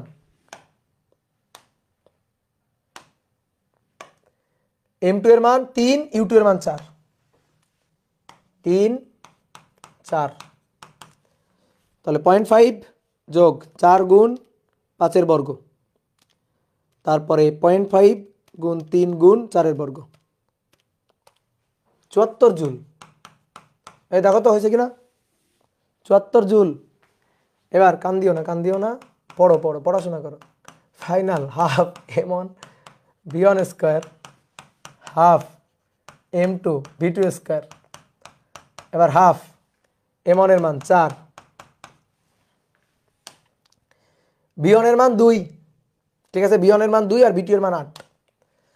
তাহলে এটা 2 half 3 8 square.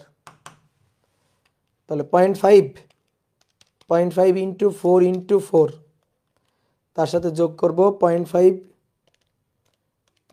Into 3 into 64, 104 joule শক্তি লাভ করছে। ভালো কত শক্তি গেইন করছে, তাহলে এনার্জি গেইন,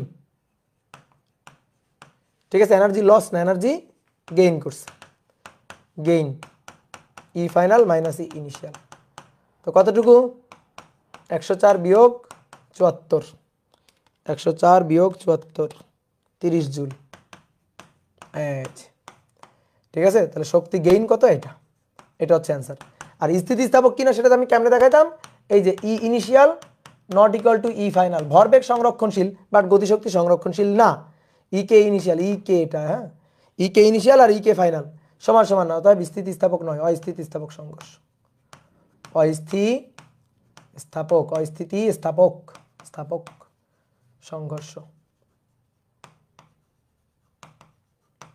ইলাস্টিক সংঘর্ষ নয়। এই বুঝছো, ক্লিয়ার? যাও, তোমাদের আর পড়াবোই না, তোমরা পড়তে চাও না, তোমাদের আর পড়াবোই না, পরের দিন থেকে আর ক্লাসে নিব না তোমাদের। না আর পড়াবোই না, তোমাদের আর পড়াবো না, পরের দিন থেকে আর ক্লাসই নিব না আমি, আর আসবোই না তোমাদের গ্রুপে, আর আসবোই না, লাইভেই আসবো না, সব আমি ইঞ্জিনিয়ারিং ব্যাচকে পড়াবো। ইঞ্জিনিয়ারিং ব্যাচকে পড়াবো, ভার্সিটি ব্যাচকে পড়াবো, 24-এর ব্যাচকে পড়াবো। তোমাদের আর আসবোই না পড়াইতে, তোমরা পড়তে চাও না কিছু না, যাও।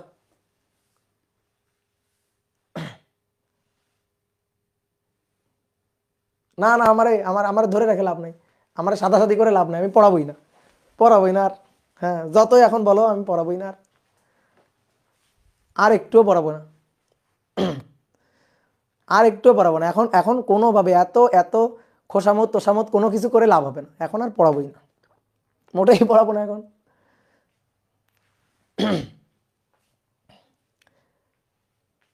তাহলে এত এতই এতই যখন রিকোয়েস্ট করতেছে তাহলে একটু পড়াই নাকি?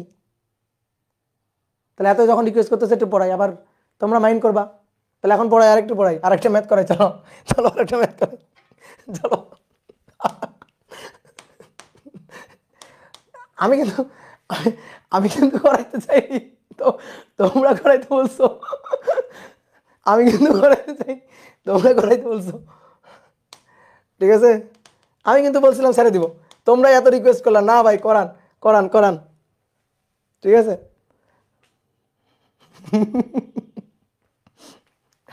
আচ্ছা, না ছুটি ছুটি, যাও, অনেকক্ষণ পড়ছো, এখন ছুটি, যাও এখন ছুটি, গরম গরম রুটি, যাও। তাহলে সংঘর্ষ টপিক শেষ, সংঘর্ষ টপিক শেষ। নেক্সট দিন আমরা দ্বিমাত্রিক ভরবেগের সংরক্ষণশীলতা দেখব, দ্বিমাত্রিক দ্বিমাত্রিক ক্ষেত্রটা নিয়ে আলোচনা করব, বুঝছো? তো চলো, টাটা, গুড নাইট।